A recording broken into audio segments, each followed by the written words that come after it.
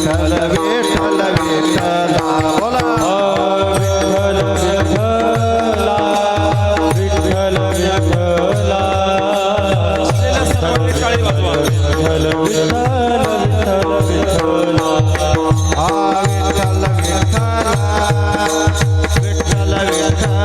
टाळी वाजवा विठ्ठल विठ्ठल विठ्ठल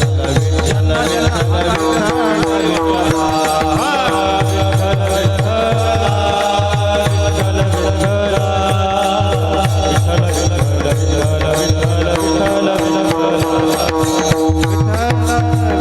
विठ्ठल विठ्ठल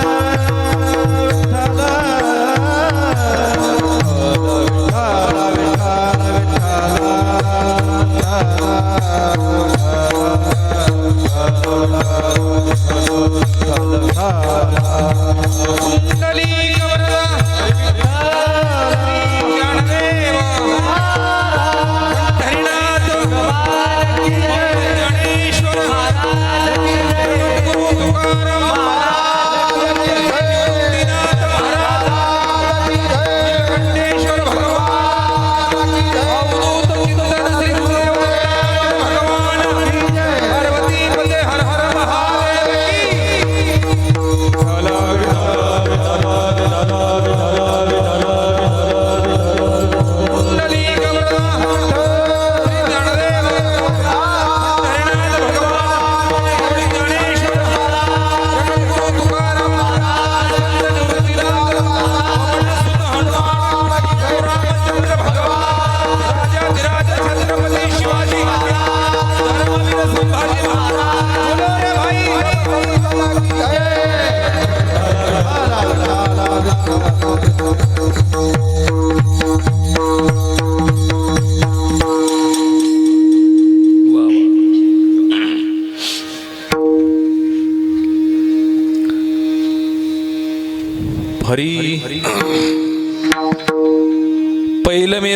हरी पैल मेरूच्या शिखरी एक योगी निराकारी मुद्रा लावोनी खेचरी प्राणयामी बैसलासी तेने सांडिली माया तेजी एली कंथा काया मन गेले विलाया ब्रह्मनंदा माझारी अणुहात धुनीनाद तो पावला परमपद उन्मणी तुर्या विनोद छंदे छंदे डुलतसे तेने सांडिली माया तेजी एली कंथा काया मन गेले विलया ब्रह्मानंदा माझारी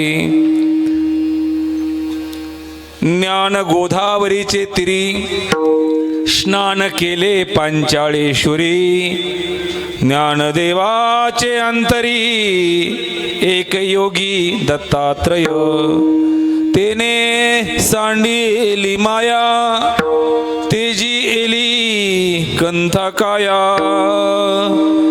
मन गेले विलया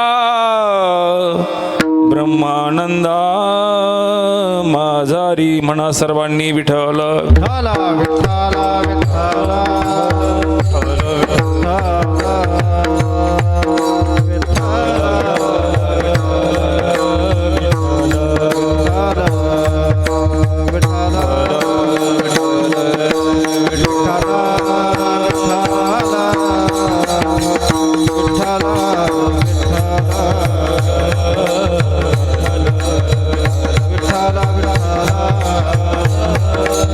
Kala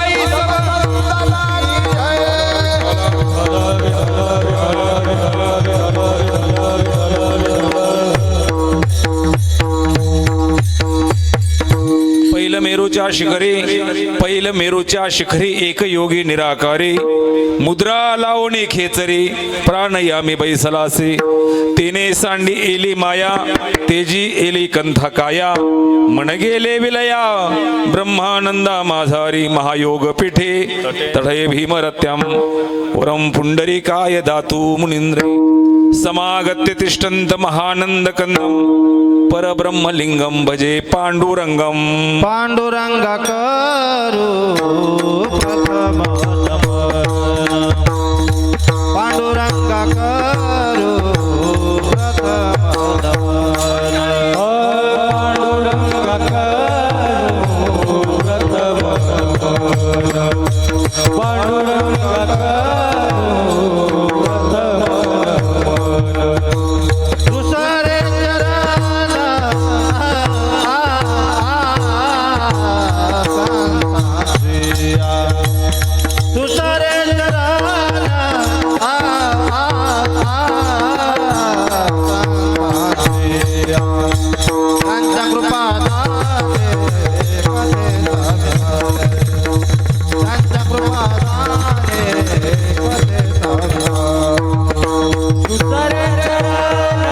चरण दुसरे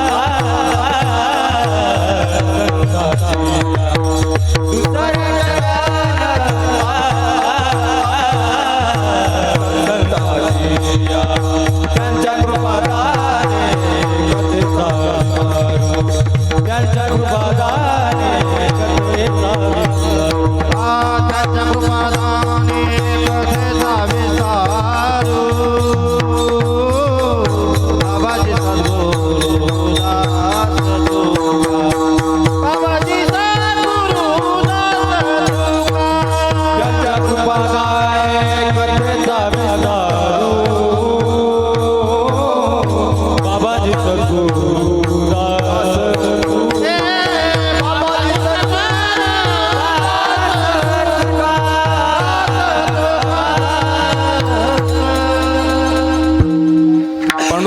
प्रथम नमन दुसरे चरण संतांची त्यांच्या कृपादाने कथेचा विस्तारू बाबाजी सद्गुरु दास तुका काय माझी वाणी मानेन संतासी रंजवू चित्ताशी आपुल्या त्यांच्या कृपादाने कथेचा विस्तारू बाबाजी सद्गुरु दास तुका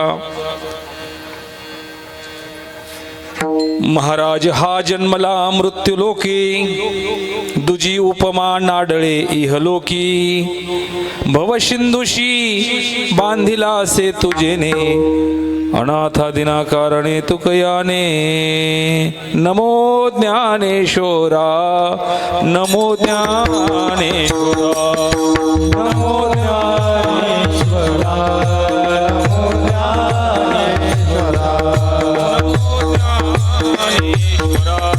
नमो ज्ञानेश्वरा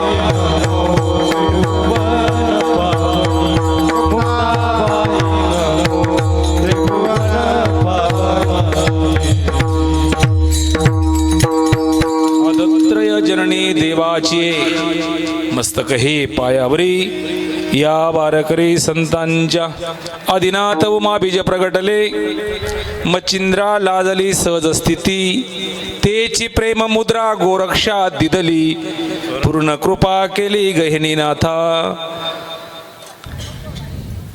तीन सिरे सहा हात तया माझे दंडवत कैलासीचा देव भोळा चक्रवर्ती पार्वतीचा पती योगीराज तयाची पाया माझे दंडवत घडो आणि चित्त जडो नामी विठ्ठल विठ्ठल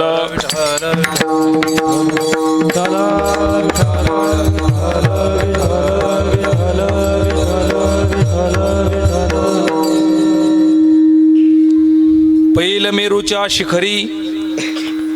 मेरूच्या शिखरी एक योगी निराकारी मुद्रा लावणी खेचरी प्राणयामे पैसलासी प्रस्तुत कीर्तनरूपी सेवेकरिता निवडलेला अभंग.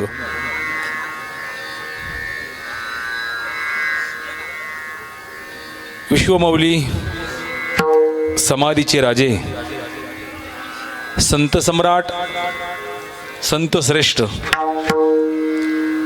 साधकांचे मायबाप चिंतकाचे चिंतामणी योग्यांची माऊली विश्वसंत श्री ज्ञानोबाराय महाराज ज्ञानोबारायांचा भगवान दत्तात्रेयाचा आणि दत्तात्रेयांच्या योग स्थितीचा महिमा प्रतिपादन करणारा सेवेकरिता आजचा म्हटलेला अभंग आहे. विठ्ठल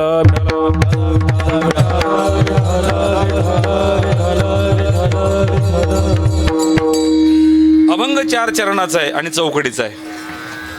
तसं बघितलं तर ती 8 चरणं झाली चौकडीचा विचार केला तर, पण चौकडीचा अभंग आहे आणि 4 चरणाचा अभंग आहे. विश्वमौली ज्ञानोबाराय भगवान दत्तात्रेयाच्या योग स्थितीचं आणि दत्तात्रेयाचं वर्णन या अभंगातनं करतात. या अभंगाची संकल्पना, या अभंगाची भूमिका, या अभंगाच्या द्वारा अभंगातनं काही भाव प्रभूचरणी समर्पित करण्याच्या पूर्वी सुरुवाती अगोदर पहिल्यांदा प्रथमता किम निमित्ताने आपण सकल मायबाप संत सज्जन या धर्ममंडपामध्ये एकत्रित झालात. हे सर्वांना श्रोत आहे, माहीत आहे, ठाऊक आहे, कल्पना आहे, ज्ञात आहे. माहीत आहे ना सगळ्यांना? काही तर कोणाला माहीत नाही असं कोणी आहे?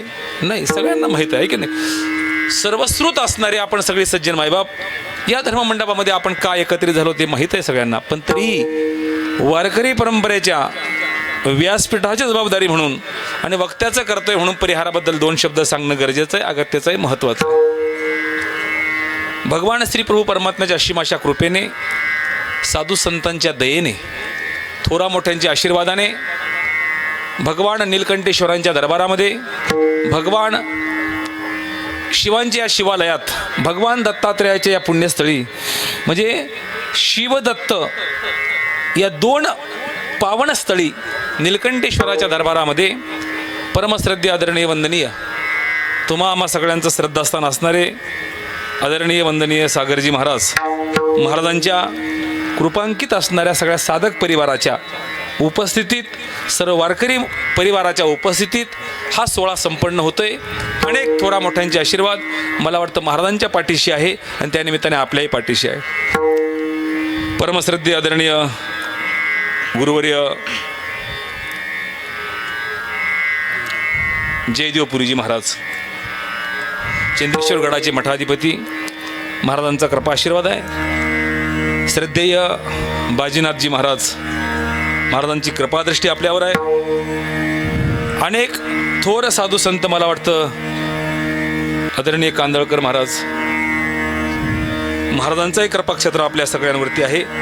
अशा असंख्य थोर साधना करणाऱ्या साधू पुरुषांची कृपा आपल्या सगळ्यांवरती आहे आणि सदैव राहावी हीच प्रभूचरणी प्रार्थना करतो. महाराजांच्या प्रेमास्तव मला वाटतं दुसऱ्यांदा सेवा करण्याचा सुयोग मला या दरबारामध्ये प्राप्त झाला. आणि या तसं म्हटलं तर हे योगायोगाने झालं. बऱ्याचदा बऱ्याच ठिकाणी सेवा करून काही मिळत नाही, काही ठिकाणी सेवा न करताच मेवा मिळतो.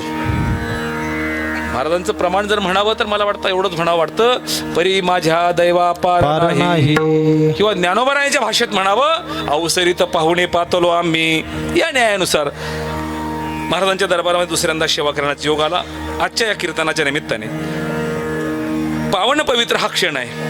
भगवान दत्तात्रेयाचा जन्म उत्सव सोहळा समग्र हिंदुस्थानात, भारतामध्ये साजरा होतोय. आणि भगवान दत्तात्रेयाच्या जन्म उत्सव सोहळ्याच्या पर्वावरती गेल्या गत 4 वर्षापासून संपन्न होत असणारा हा अखंड हरिनाम सप्ताह मला वाटतं 4 दिवसाचा, 4.5 दिवसाचा, बरोबर ना? पंचदिवशीय हा म्हणजे 5वं कीर्तन काल्याचं, बरोबर आहे. 4 वर्षापासून संपन्न होतोय. आणि या 4थ्या वर्षातल्या 3ऱ्या दिवसातल्या कीर्तन सेवेच्या योगाने मला तुमच्या पुढे येण्याचं भाग्य लाभलं. आजच्या या कीर्तनाच्या निमित्ताने उभी असणारी सगळीच ही महाराज मंडळी मला वाटतं याच परिसराचं, या गावाचं, या भूमीचं वैभव तुमचं माझं सगळ्यांचं हृदयस्थानी स्थान असणारं. मला वाटतं ज्यांच्याकडे बघितल्यावर कोणता शोक राहत नाही असे आमचे अशोक महाराज. पण तुम्ही खाली बसल्यावर मला शोक वाटायला लागला होता, पण त्याला तुम्ही पारायण पण करता, एरवी पण भजन म्हणता आणि त्याच्यामुळे थकतात, तरी तुम्ही थकलेला असतानाही उभे राहिलात. मी त्याचे विचार नक्कीच करेन. तुम्ही एक्स्ट्रा ड्युटी करता हे मला माहीत आहे, त्याबद्दल काही चिंता नसावी. पण अतिशय प्रेमाचा माझा माणूस आदरणीय आमचे अशोक महाराज, आदरणीय हरिभक्तीपरायण पिंटू महाराज दैवड, पिंटू महाराज दैवडकर, त्यांचेही आपल्या सर्वांच्या वतीने मनपूर्वक धन्यवाद. या परिसरातच पुरी गावातलं एक युवकांचं अशा स्थान असणारं एक युवा कीर्तनकार म्हणून आदरणीय आमचे संकेत महाराज पानसरे, आदरणीय सगळीच माझी टाळकरी मंडळी आणि उभी असणारी सगळी बालगोपाळ ज्यांच्यामुळे या ठिकाणी उभी दिसतात आहे, ते मला वाटतं मला वाजवण्यासाठी हजर आहे, म्हणजे मृदंग वाजवण्यासाठी. या तालुक्याचा असणारा वैभव आदरणीय आमचे अर्जुन महाराज. भगवान परमात्म्यापेक्षा मी भाग्यवान समजतो स्वतःला तात्या. त्याचं कारण असं आहे, अर्जुन युद्ध करत होता आणि भगवान परमात्मा रथ चालवत होता. मी आता कीर्तन करतोय आणि अर्जुन महाराज वाजवतो, म्हणजे कोण मोठं की नाही. आदरणीय आमचे अर्जुन महाराजांचे मानावे तितके धन्यवाद. महाराजांच्या सहवासात ही सगळी लेकरं घडतायत, त्यांचीही भगवान परमात्मा सदैव कृपाछत्र धरू अशी अपेक्षा करतो. हार्मोनियम वाजवण्यासाठी मला वाटतं आदरणीय हरिभक्तीपरायण कारभारी पाटील शिंदे, आपण एकच भाऊबंद आहोत, काही अडचण नाही. तुमचेही मनापासून धन्यवाद. सगळीच बऱ्यापैकी मंडळी परिचयाची आहेत. आपल्या सगळ्यांच्या चरणाला विनम्र भावने दंडवत करतो. आदरणीय या तालुक्यातील वारकरी संप्रदायातील एक ज्येष्ठ वारकरी संप्रदायाची सेवा करणारं व्यक्तित्व म्हटलं आणि माझे जीवलग म्हटलं, मंगरुळ गावातील आदरणीय विलास तात्या ढोमसे, आदरणीय तात्या या ठिकाणी आज उपस्थित आहेत. आदरणीय मला वाटतं आमचे चंद्रकाका तुमच्या सोग्रस गावचे, त्यांचे मनपूर्वक आभार. माझ्या समवेत दररोज असणारे आमचे पिणूदादा असतील, आमचा अतुल दादा असेल, तसं अतुल दादा दाजीचं गाव म्हणून मला वाटतं दोघंही कामं होतील. त्या निमित्ताने अतुल दादा म्हटलं आज मी पण येणार आहे. दोघांचेही मनापासून धन्यवाद व्यक्त करतो. आणि राहिले तर हे दोघं चोपदार महत्वाचे आहे मला. ते मला तिथून तिथपर्यंत घेऊन गेले आणि तिथून इथपर्यंत घेऊन आले. बऱ्याचदा चोपदार आपण धरून न्यावा लागतात. चला, दोघंही चोपदार अतिशय कर्तव्यदक्ष आहे. दोघांच्या चरणाविंदाला साष्टांग दंडवत करतो, आपले मनापासून धन्यवाद व्यक्त करतो. साऊंड सिस्टीम अतिशय चांगली आहे, फक्त तुम्ही आमच्या आवाजाचा जरा विचार थोडा करा. कारण काय सध्या दत्त जयंतीची गडबड आहे आणि मस्त वाटतं माईक जवळ बोलावं, पण माईक जवळ जर 15 मिनिटं बोललं की 16 मिनिटाला बोलताच येणार नाही, अशी कंडिशन तयार होते. माईकच्या तो प्रॉब्लेम असतो आपला. आणि त्याच्यामुळे तुमच्या हातात आमचं सगळं आहे. म्हणजे आमचं सरकार टिकवायचं नाही, हे सगळं तुमच्या हातामध्ये आहे. पण मग मला माहीत आहे शिवशक्ती साऊंड सिस्टीम आपण आपल्या नावाप्रमाणे सांभाळताय. आपले मानावे तितके धन्यवाद कमी आहे. चांगल्या प्रकारचे आपली साऊंड सिस्टीम आहे. आणि या ठिकाणी मला वाटतं आपल्या या कार्यक्रमाचं व्हिडिओ शूटिंग पण आहे. कोणतं चॅनल आहे तुमचं? कोणतं चॅनल आहे? नाव काय तुमचं चॅनल? विठूचा सोहळा. वा, म्हणजे इथे विठूचा सोहळा चाललाय आणि मला वाटतं त्यांचा विठूचा सोहळा हा चॅनल आणि त्या चॅनलच्या द्वारा आपल्या सगळ्यांना रेकॉर्ड करताय. आता ते चॅनलवर रेकॉर्ड करताय म्हटल्यावर आता सगळ्यांनी दक्ष राहायचंय. म्हणजे जो झोपेल तो त्याच्यात दिसेल, जो कीर्तनात टाळी वाजवणार नाही तो त्याच्यात दिसेल. म्हणजे सगळ्या जबाबदाऱ्या नुसत्या कीर्तनकारावर चोपदारावर थोडी आहे, नुसत्या टाळकऱ्यावर थोडी आहे, त्या सगळ्यांवर जबाबदारी आहे. आणि मला वाटतं ही ऑनलाईन पद्धत निघाली, चांगलं झालं. ऑनलाईनमुळे आता जरा सतर्क झाली मंडळी, जरा सतर्क झाली, जरा आहे की नाही, जागृत झाली जरा. म्हणून विठूचा सोहळा या चॅनलचे मला वाटतं प्रक्षेपण करणारे भाऊ, त्यांचे मनापासून धन्यवाद. या सगळ्या निलकंठेश्वर भक्त मंडळाच्या वतीने, उपस्थित सर्व वारकरी सज्जन मायबापांच्या वतीने, या सप्ताहाच्या संयोजक आयोजकांच्या वतीने आणि आदरणीय वंदनीय श्री सागरजी महाराजांच्या वतीने आपले मनपूर्वक आभार व्यक्त करतो. विश्वमौली ज्ञानोबरायांचा अभंग कीर्तनाच्या करता महाराज म्हटलं. काय असतं, वारकरी संप्रदायाचे काही दंडक आणि नियम आहेत. त्या आपण दररोज सप्त्यामध्ये महाराजचे कीर्तन करतो. मला इथनं आता सुटलं का त्या सकाळचं कीर्तन राहुरीच आहे, मोठी राहुरी नगरच्या अलीकडे. इथून 250 किलोमीटर, 2.25 किलोमीटर सकाळी परत जायचं काल्याला. आपण दररोज प्रवासात आहे, यामध्ये शंका नाही. पण वारकरी संप्रदायाच्या नियमाने नियमावली पाळणं हे तुमचं माझं कर्तव्य आहे. आजचा दिवस म्हणजे ज्या दिवसाच्या सेवेला आपण हजर आहोत त्या दिवसाच्या महत्वाला जाणून महत्व मांडावं हे वारकरी संप्रदायाचा दंडक आहे. मग आजच्या दिवसाचं महत्व काय?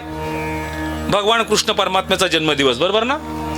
बरोबर दत्तात्रय म्हटले प्रभू. मावशा. भगवान दत्तात्रेयाचा जन्म उत्सव आहे. भगवान दत्तात्रेयांचा अवतार आजच्या दिवशी झाला. आणि अभंग तसे आपण मगाशी दत्ता जन्माचा म्हटलात.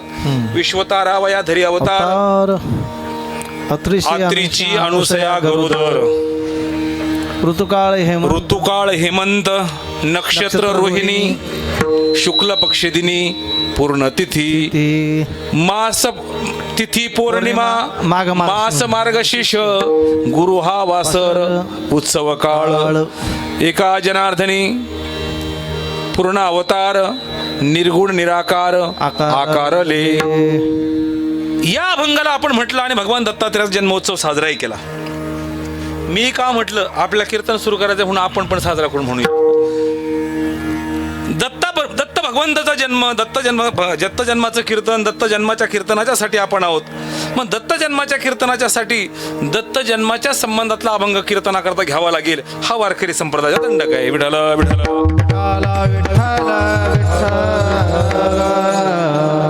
मालिकेमध्ये तसले अभंग सापडतात. तीन शिरे सहा हात तया माझे पण दंडवत. हा वारकरी संप्रदायाने शपक मांडलेला अभंग आहे. हा देवडीकरांच्या गाथ्यात अभंग नाही.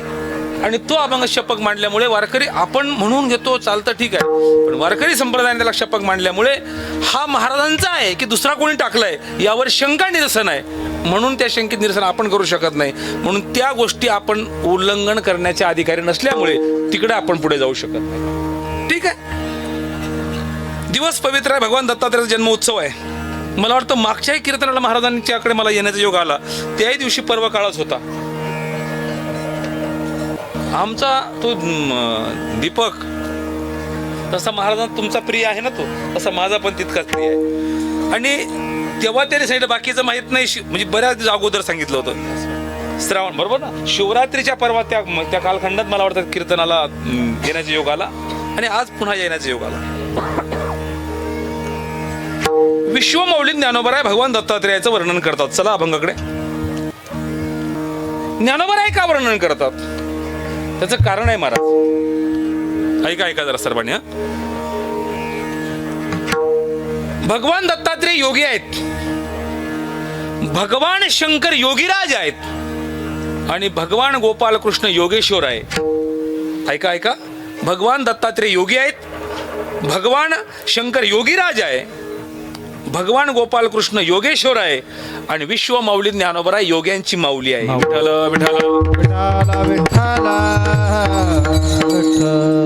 वर्णन करायचं ठरलं तर आईच मुलाचं वर्णन करते.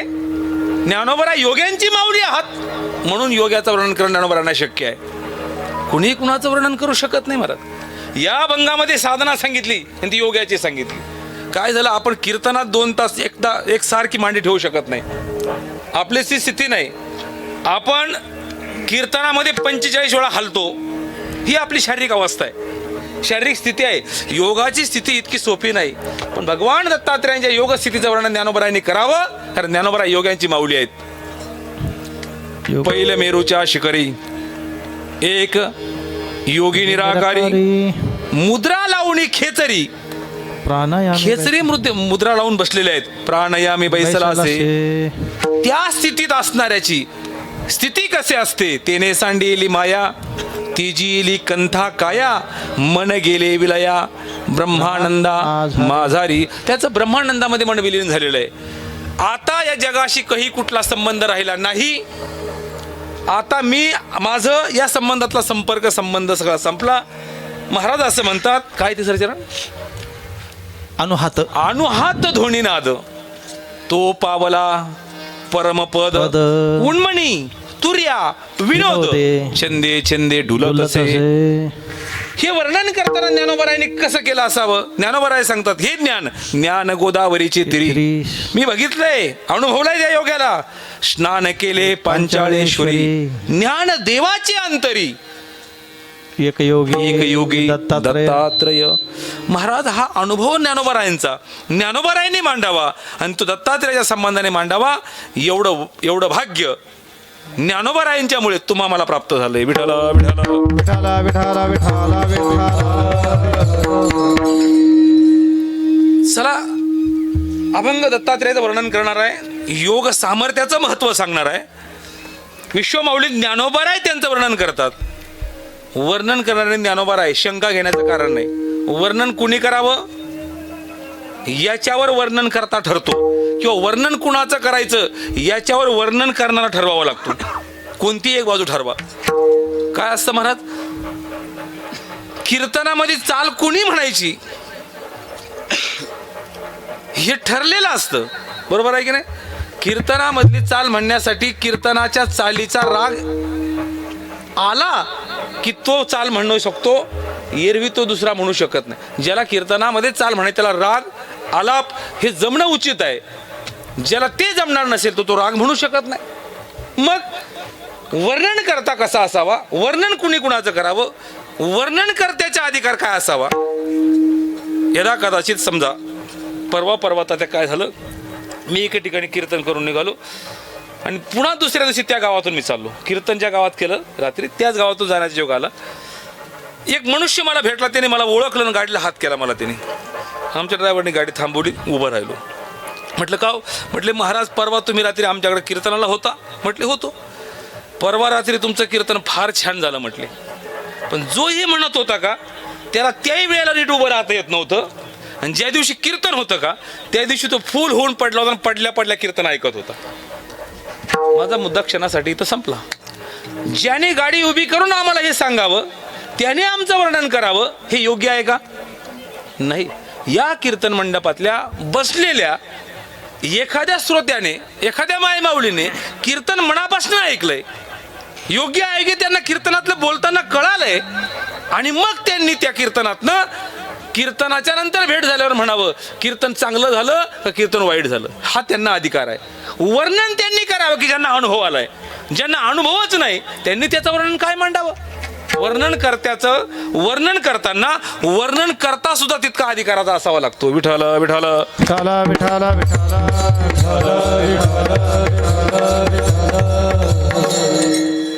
काय झालं, उगा वर्णन करता जर अधिकाराचा नसेल आणि वर्णन ज्याचं करायचंय त्याचा अधिकार उच्च नसेल तर ते व्यर्थ जातं महाराज, व्यर्थ. बरं का संकेत महाराज, काय झालं, उंटाच्या मुलीचं लग्न ठरलं महाराज, अशोक महाराज. कुणाच्या? आता कुणाच्याही मुलीचं लग्न असतं तात्या. उंटाच्या मुलीचं लग्न ठरलं. लग्नामध्ये सगळा लवाजमा हजर झाला. लग्न मंडपात लग्न मुहूर्ताची वेळ जवळ आली आणि लग्न मुहूर्ताच्या वेळेला सगळे हजर झाले. आता उंटाच्या मुलीचं लग्न कोणाशी होतं हे काही विचारात बसू नका, फक्त ऐका मला काय मांडायचंय पुढे. उंटाच्या मुलीच्या लग्नातलं सगळी हजर झाली. ठरलेला लग्नाचा मुहूर्ताचा वेळही जवळ आला, पण लग्न मुहूर्ताच्या वेळेला ब्राह्मण भाव तिथं हजर नाही. मुलीच्या बापाला टेन्शन आलं. कशाचं? गुरु नाही हजर म्हणून. मग आता नाही राहिलं तसलं. आता कुणी मंगलाष्टक म्हणतं. ज्याला बुट काढायची अक्कल नाही ते मंगलाष्टक म्हणतंय. भलतीच अवघड सध्या स्थिती आहे. मुहूर्त टळला. वर पक्षाकडची मंडळी म्हणाले, हो काही कळतं की तुम्हाला, मुहूर्त टळून चाललंय, मंगलाष्टक केव्हा सुरू होणार आहे. आणि पूर्वीचे लोक मंगलाष्टक वेळेत करावायचे. त्या मुहूर्ताला आता 12:35 मुहूर्त असतात त्या आणि 3:30ला सांगावं लागतं, अरे आता किती वेळ, अरे उरका. म्हणजे 12:35 3:30ला सुद्धा नीट लागत नाही, अशी अवस्था निर्माण होऊन गेली. हा ते संकेत आहे हे सगळे. लग्न स्थितीमध्ये तात्या दोघा लोकांनी फार लांब लग्न घेऊन गेले. कुठं? एक फोटोवाले आणि दुसरे बँडवाले. फोटोवाल्यांना जसं वाटतं तसं ते सांगतात आणि तसा फोटो काढल्याशिवाय ते आपल्या पुढे जाऊ देत नाही. बँडवाले जसं वाजतील तसं नाचलं जातं आणि नाचता नाचता लोक वेळ विसरून जातात. चला, लोक बोलायला लागले तिकडची. किती वेळ आता, मुहूर्त टळून गेला. मुलीचा बाप वैतागला, घाबरला, घाम अंगाला सगळा सुटला. काय करावं कोण? आणि त्या काळात काही इतके मंगलाष्टक म्हणणारी माणसं नव्हती. त्यावेळेला ज्याचं काम तोच करायचा. आता कोणाचंही काम कोण करतंय? आता काही तसलं राहिलं नाही. पूर्वी कामावरनं माणसं ओळखायला तात्या. आता काही कोणी कशावरून ओळखू येत नाही. कोण म्हणजे शंकाच घेणं अवघड आहे सध्याचं. कोण कुठला आहे, कोण काय काम करत असेल याचा थांगपत्ता सांगणं अवघड आहे सध्या. धावपळ करून आला, इकडं बघ तिकडं बघ, कोण ब्राह्मण भावता दिसेना. काय कुठं फोनचं तेव्हा त्या काळात संपर्क संबंध नाही. काय करावं, कसं करावं? आता काय मंगलाष्टक तर होणं गरजेचं आहे, लग्न तर लागणं गरजेचं आहे. वऱ्हाड मंडळी सगळे तिकडं धावपळ करायला लागलीत. काही होऊ शकतं रागाच्या भरामध्ये. मुलीच्या बापाला मोठा टेन्शन आलंय, काय करायचंय आता. तेवढ्यात पळत सुटला गावाकडे, ब्राह्मण भावाकडे. चला म्हटले ब्राह्मण भावाला शोधन, काहीतरी करून मंडपात हजर करून मंगलाष्टक म्हणायला पोच करूया त्याला. ब्राह्मण भावाकडे धावत जाताना रस्त्याने एक गाढव चरत होतं. ऐकताय ना सगळे तुम्ही? एक गाढव चरत होतं. चरणाऱ्या गाढवाने बघितलं उंट दादा का पळत चालले. उंट दादा म्हणजे कोण? कोण? मुलीचे वडील म्हणा ना. मुलीचे वडील म्हणा ना. हा, असं तुम्ही का सगळे मुलाकडचे जात का? हा, उंटाला पळताना बघितलं म्हणजे मुलीच्या वडिलाला. आणि गाढव दादा विचारलं, ओ उंट दादा का धावता एवढं पळत चाललं हो? अरे काय सांगू म्हटले बाबा, मुलीचं लग्न आहे आणि मुलीच्या लग्नासाठी ब्राह्मण भावाचा तपास नाही. गाढव दादा म्हटले चिंता करू नका, ब्राह्मणाचा शोध घेण्यासाठी एवढी धावपळ करण्याची गरज नाही. माझे सगळे मंगलाष्टक पाठ आहे. बऱ्याच मला पुढचं नाही म्हणायचं, बऱ्याच जणांचे पाठ आहे, मला एवढंच म्हणायचं. निघाला तो त्याच्याबरोबर, मंडपात पोहोचले. अशी जुनी एक म्हण आहे बघा आपल्याकडे, आडला नारायण गाढवाचे पाय ही तिथूनच सुरू झाली काय मला कळेना. घेऊन निघाला त्या मंडपाकडं. मंडपाजवळ पोहोचला, माईक त्याच्याकडे दिला. कुणाकडं? आता तो मंगलाष्टक म्हटल्यावर कोणत्या सप्तकात म्हटले असेल ते त्याचं मेळच लावायचा नाही. आपलं तरी धरसोड कमीत कमी होईल. त्याचा मेळच नाही. मंगलाष्टक झालं, लग्न लागले, शेवटचं मंगलाष्टक झालं महाराज. तदेव लग्नम सुदिनम तदेवम तारावलम चंद्रवलम तदेव विद्या. हे मंगलाष्टक झालं, लोकांनी अक्षता फेकल्या आणि पंक्ती धरल्या. पण उंट दादा म्हटले, अरे तुझ्यामुळे हा माझा प्रसंग बाकावारा पार पडला राव. थांब थांब थांब थांब, माईक वाढला. म्हटलं माईक दे, एक मिनिट माईक दे म्हटले. माईक आणि उंटाने माईक घेतला. कशासाठी? ज्या गाढवाच्या मंगलाष्टक म्हणल्यामुळे लग्नातला प्रसंग टळला, काही विघ्न येऊ दिलं नाही, त्याचं काहीतरी कौतुक केलं पाहिजे ना. आणि मग उंटदादाने माईक घेतला आणि माईक घेऊन सांगायला सुरुवात केली. म्हटले ऐका मंडपातल्या सगळ्या उपस्थित श्रोत्यांनो, वराडी मंडळींनो, आज ब्राह्मण भाव इथं हजर नाही. ब्राह्मण भावामुळे 1.5 तास लग्न लेट झालं, पण ऐन वेळेवर आमच्या परिसरातले, त्या परिसरात आपल्याकडून थोडं नेलं होतं त्यांनी, ते त्याच परिसरातलं होतं ना. ते हजर ऐन वेळेवर झाले आणि त्यांच्या वेळेवर उपस्थितीमुळे, मंगलाष्टक म्हटल्यामुळे आज हा विवाह सोहळा पार पडला. आणि त्यांचं जे मंगलाष्टक म्हणणं आपण सगळ्यांनी ऐकलं, अशा स्वरात अख्ख्या भारतात एवढा गुणवान कोणी नाही. कोण वर्णन करतंय? उंट करतो वर्णन. उंट करतोय वर्णन. कुणाचं? गाढवाच्या मंगलाष्टक म्हणणाऱ्या स्वराचं. आता हे स्वराचं वर्णन आहे का? किंमत आहे त्याला? आता गाढवाची छाती फुगली महाराज. गाढव म्हटलं बाबा आपली छाती, आपलं वर्णन, आपलं स्तुती, आपलं कौतुक. गाढव दादा म्हटले, उंट दादा 2 मिनिटं माईक माझ्याकडे पण तुमचं झाल्यावर द्या बरं. त्याचं झालं मग याने माईक घेतला. तो म्हणायला लागला, गाढव दादा बरं का अरे महाराज, तो म्हणायला लागला, ऐका म्हटले सगळे मंडळींनो, मी सगळ्या जिल्हाभर फिरलो म्हटले, पण अख्ख्या जिल्ह्यामध्ये अशा सरळ बांध्याचा शरीराचा प्राणी मला अजून दिसला नाही. आता उंट सरळ बांध्याचा असतो का? गाढवाने त्याचं केलेलं कौतुक किंवा गाढवाने उंटाने केलेलं कौतुक हे जसं दोघांचंही व्यर्थ आहे. ज्ञानोबा सांगतं तसं इथं नाही. इथं यथार्थ वर्णन आहे. वर्णन करणारे माऊली आहे, ती योग्यांची आहे. आणि वर्णन ज्याचं केलं जातंय ते योगी आहेत. विठ्ठल विठ्ठल.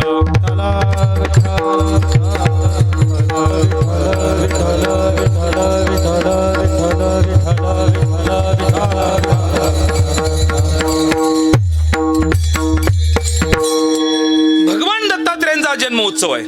जन्मोत्सव तर आपण अभंग करून मगाशी गुलाल पुष्प टाकून पाळणा म्हणून साजरा केलाय. पण तरीही दत्त जन्माचा औचित्य म्हणून मला दत्त जन्माबद्दल 2 मिनिटं सांगणं गरजेचं आहे. कोण भगवान दत्तात्रेय? हिरवी कीर्तन आपण विनोदाचे हे वगैरे वगैरे ऐकतो, थोडा मुद्दा तू, पण कधीतरी पर्वावरती पर्वाचंच महत्त्व ऐकणं गरजेचं आहे. पर्वाच्या महत्त्वाला ऐकणं गरजेचं आहे. आणि आजचं पर्व भगवान दत्तात्रय जन्मोत्सव आहे. जे 3 गुणातीत आहे भगवान अत्री, जिच्या जीवनामध्ये कुठलीही असूया नाही. असूया शब्दाचा अर्थ होतो मत्सर. जिच्या जीवनात कुठलीही असूया नाही अशी अनुसया आणि आत्री यांच्या पुण्याईने, यांच्या तपसामर्थ्याने देवपोटी येऊ शकतो, एरवी नाही. विठ्ठल विठ्ठल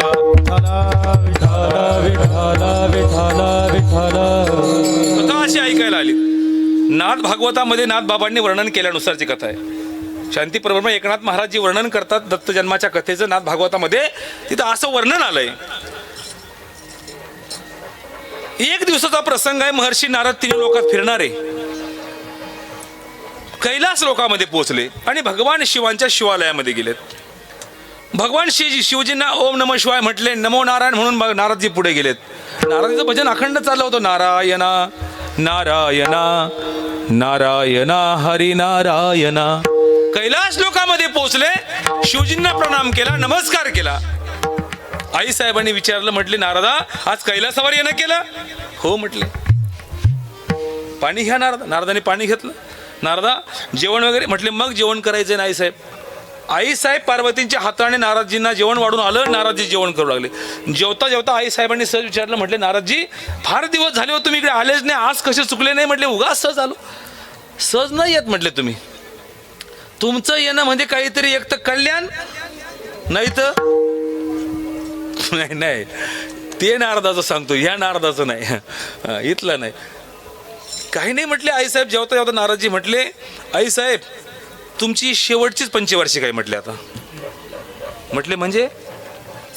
पक्षाने नवीन उमेदवार, सक्षम उमेदवार निवडलाय म्हटले. आता म्हटले काय म्हणायचं काय नारदा तुला? म्हणायचंय असंच म्हणायचंय, तुम्ही स्वतःला जे पतिव्रता म्हणून समजता ना, तुमच्यापेक्षा बलवान पतिव्रता मृत्यू लोकामध्ये फायनल झाली म्हटले.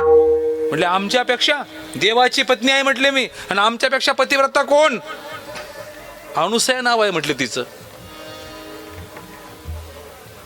आपल्या स्त्रियांना दुसऱ्या स्त्रीचं कौतुक पती समोर ऐकणं जे तळपाय मस्तकाला जाणं. नारदजीचं हे सांगणं पार्वती आई साहेबांना भगवान भोलेनाथांच्या समोर होतं. आई साहेबांना राग आला. नारदासमोर आई साहेबांनी काही राग दाखवला नाही. नारदजी निघून गेले आणि आई साहेब भोले बाबांच्या मागे लागल्यात. कोण आहे ती? आमच्यापेक्षा कशी मोठी होती, कशी पतिव्रता आहे ती, अजिबात जमणार नाही. आणि बाकी जगात आम्हा लोकांना कोणाचं नाही ऐकलं तरी चालतं, भगवत देव सांगतात. पण तिथं काहीच चालत नाही. तिथं देव असो बुवा असो, तिथं कुणाचंच काही चालत नाही. भगवान भोलेनाथ म्हटले चिंता करू नको, उद्याच नियोजन लावतो म्हटले. मग तेव्हापासून चाललं हे. नारदजी तिथून उठले, भगवान ब्रह्मदेवाकडे गेले. तिथं हाच कार्यक्रम झाला. नारदजी तिथून उठले, भगवान विष्णू परमात्म्याकडे गेले. तिथला हाच कार्यक्रम झाला. आणि तिघांच्याही घरच्या बाया म्हणजे आदिमाया पार्वती भगवान शिवजींच्या मागे, आदिमाया लक्ष्मी भगवान विष्णूंच्या मागे, आणि आदिमाया सावित्री भगवान ब्रह्मदेवाच्या, तिघांनी सांगितले बाकीचं माहीत नाही, आमच्यापेक्षा मोठी ती कशी. आणि तिघांनी सांगितलं उद्याच नियोजन लावतो. तिघांनी साधुवेश धारण केला म्हणतात महाराज. कमंडलू हातामध्ये घेतले, जपमाळ हातामध्ये घेतली, आणि तिघही मृत्यूलोकात निघाले. पण तिघांची नेमकी चांदवडच्या स्टँडवर भेट झाली. कुणाकुणाची? ब्रह्म विष्णू महेश म्हणजे भगवान शंकरजी, भगवान विष्णू परमात्मा आणि भगवान तिघांचे. तिघ एकमेकाला म्हणजे कॅबिनेट मधले गणित नाही सगळे. तिघांनी एकमेकाला बघितल्यावर ते त्यांना विचारतात तुम्ही कुठं, ते ना तुम्ही कुठं, तिघ एकमेकाला विचारताय. आणि तिघांनाही जायचं एका ठिकाणी. भगवान शिवजी म्हटले जरा काही नाही, मला जरा पण जायचंय कुठं एवढं नियोजन तयारी करून? काही नाही म्हटले, मला एक माझं घरचं काम आहे आणि त्या काम. पण जायचंय कुठं? घरचं काम कुठं आहे तुमचं? म्हटले आत्री ऋषींच्या आश्रमात जायचंय. म्हटले का बरं? अनुसया नावाची त्यांची जी पत्नी आहे, तिच्या पतिव्रत्याचा महिमा नारदजीने आमच्या घरी सांगितलं आणि अख्खं घर पेटलं. ब्रह्मदेव म्हटले आमच्या घरी नारदाच्या चॅनलवरनं बातमी आली. भगवान विष्णू परमात्मा आमच्याकडे तेच घडलंय. चला म्हटले तिघ आणि तिघही निघाले. अनुसया माती अत्रि ऋषींच्या आश्रमाच्या समोर आलेत. अनुसया माता पतिव्रता आहे महाराज. पतिव्रता म्हणतात तरी कुणाला? ऐका, महाराजांची प्रमाण आहेत काही. पतीच्या मता अनुसरून या पतिव्रता अनुसरून पतिव्रता, पतीच्या मता. पतिव्रतेचं लक्षण आहे बरं का माझ्या मायांनो. पतिव्रतेचं लक्षण जी बाई सांभाळते तिच्या घरात नवरा बायकोचं भांडण होत नाही. तात्या याच्यातलं एक सांगू का? पती म्हणेल ती पूर्व दिशा, याचा अर्थ पतीची मता. पती म्हणेल ती. इथं पती म्हटला ना आपल्याला चांदवडला जायचं, बाई म्हणते नाही नाशिकलाच जायचं. भांडणाची कारण कुठं आहे? पतिव्रतेचं लक्षण सांगताना सांगितलं पतीच्या मताला अनुसरून पतीलाच परमेश्वर मानते आणि त्याच्या आश्रयाने त्याच्या आज्ञेने एक पाऊल सुद्धा दुसरीकडे चुकीचं टाकत नाही, ती पतिव्रता. तिचा अधिकार किती मोठा आहे? तुका म्हणे पतिव्रता तिची देवावरी सत्ता, तिची देवावरी सत्ता, तिची देवावरी सत्ता. तुका म्हणे पतिव्रता तिची देवावरी सत्ता, तिची देवावरी सत्ता, तिची देवावरी सत्ता. तुका म्हणे पतिव्रता तिची देवावरी सत्ता, तिची देवावरी सत्ता, तिची देवावरी सत्ता. तुका म्हणे पतिव्रता तिची देवावरी सत्ता, तिची देवावरी सत्ता, तिची देवावरी सत्ता.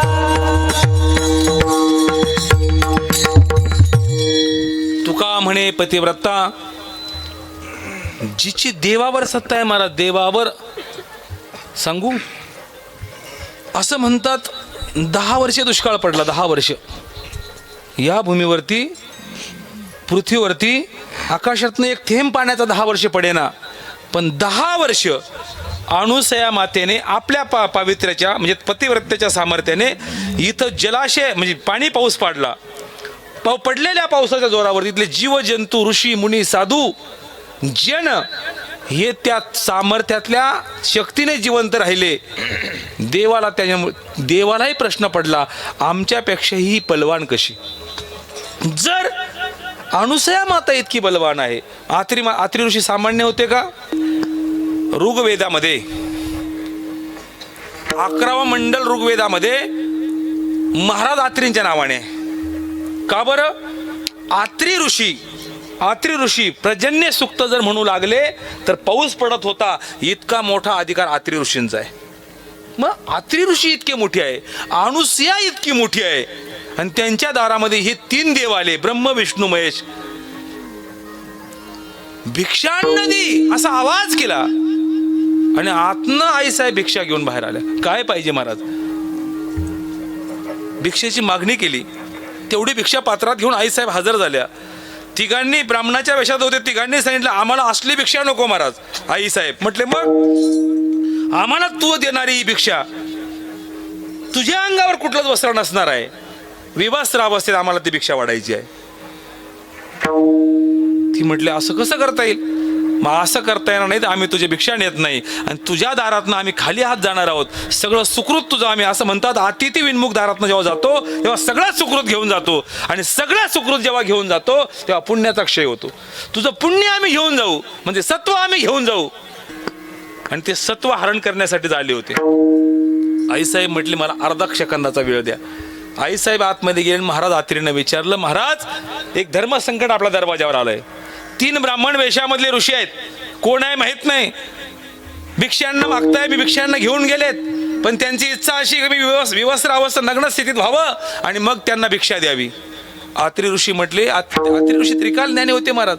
आत्री ऋषींनी त्रिकाल ज्ञानाने जाणलं हे कोणी सामान्य भिक्षुक नाही, आपल्या दारात जे आलेत ना ते साक्षात जगाचे करता करविता आणि सांभाळ करणारे ब्रह्म विष्णू महेश आहेत. आत्री ऋषीने सांगितलं अनुसया चिंता करू नको, कमंडलातलं जल घे म्हटले आणि हे जल घेऊन त्यांच्यावरती मी सांगतो ते मंत्र म्हणून टाक. ते 3 देव बालक होतील आणि झालेली ती बालक तू मांडीवर घे आणि त्यांना स्तनपान कर म्हणजे वस्त्र हरण करून त्यांना दान होणार आहे. आई साहेबांनी तसल्याच प्रकारचं केलं. जल त्यांच्यावर शिपडलं. तिन्ही देव बाळा झाली. आई साहेबांच्या अंगावर त्यांनी स्तनपान घेतलं. तिघं पाळण्यात टाकली आणि ब्रह्म विष्णू महेश आत्री ऋषींच्या आश्रमामध्ये पाळण्यामध्ये आईसाहेब झोके देत होती. आणि झोके देताना अणुसाहेब म्हणत होते ब्रह्मदेवाला, ब्रह्मा अरे सृष्टी उत्पत्ती करता करता फार थकलास ना, आता जरा विश्रांती घे माझ्याकडं. भगवान विष्णूला म्हणत होते आईसाहेब अणुसया, विष्णुदेवा या सृष्टीचं पालन पोषण करता करता खूप दमलाच तुम्ही, जरा विश्रांती घ्या जरा माझ्याकडं. आणि भगवान भोलेनाथांना सांगत होते आईसाहेब या सृष्टीचा संहार करता करता तुम्हाला खूप दुःखाने त्रास झाला, जरा माझ्याकडे निवांत शांत जरा विश्रांती घ्या म्हटले. तिघं देव बाळण्यामध्ये झोके दिले जात होते. आईसाहेब सांभाळत होती, स्तनपान करत होती. दिवसामागून दिवस चालले होते आणि इकडे या तिघी जणी वाट बघत होत्या. कोण?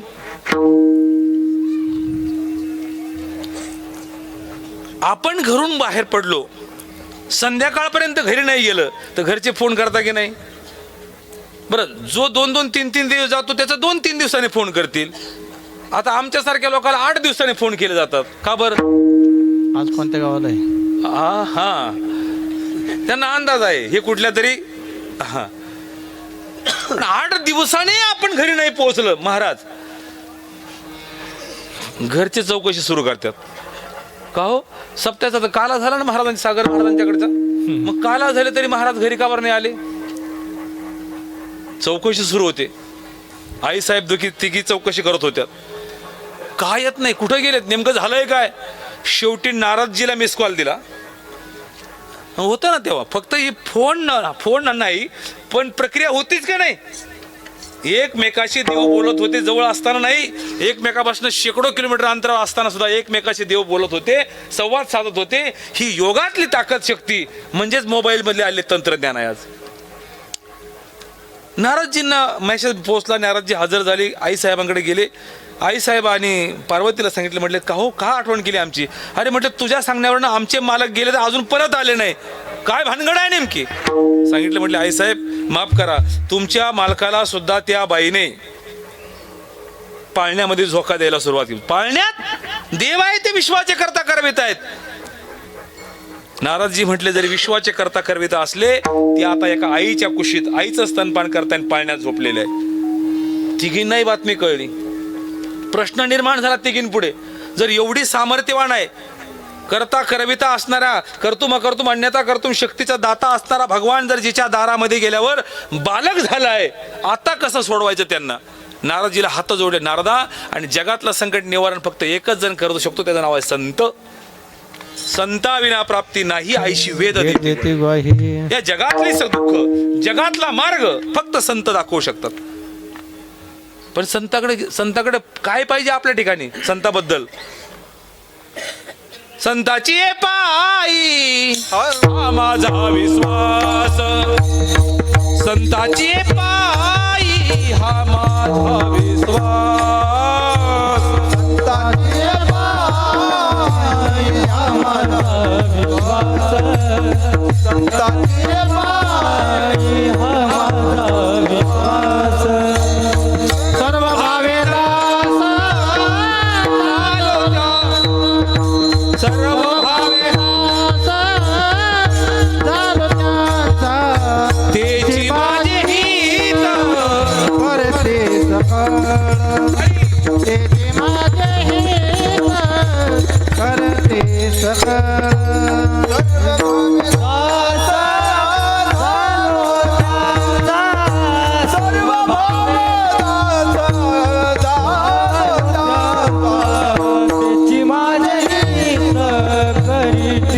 सकळ, तेची माझे हित करते सकळ.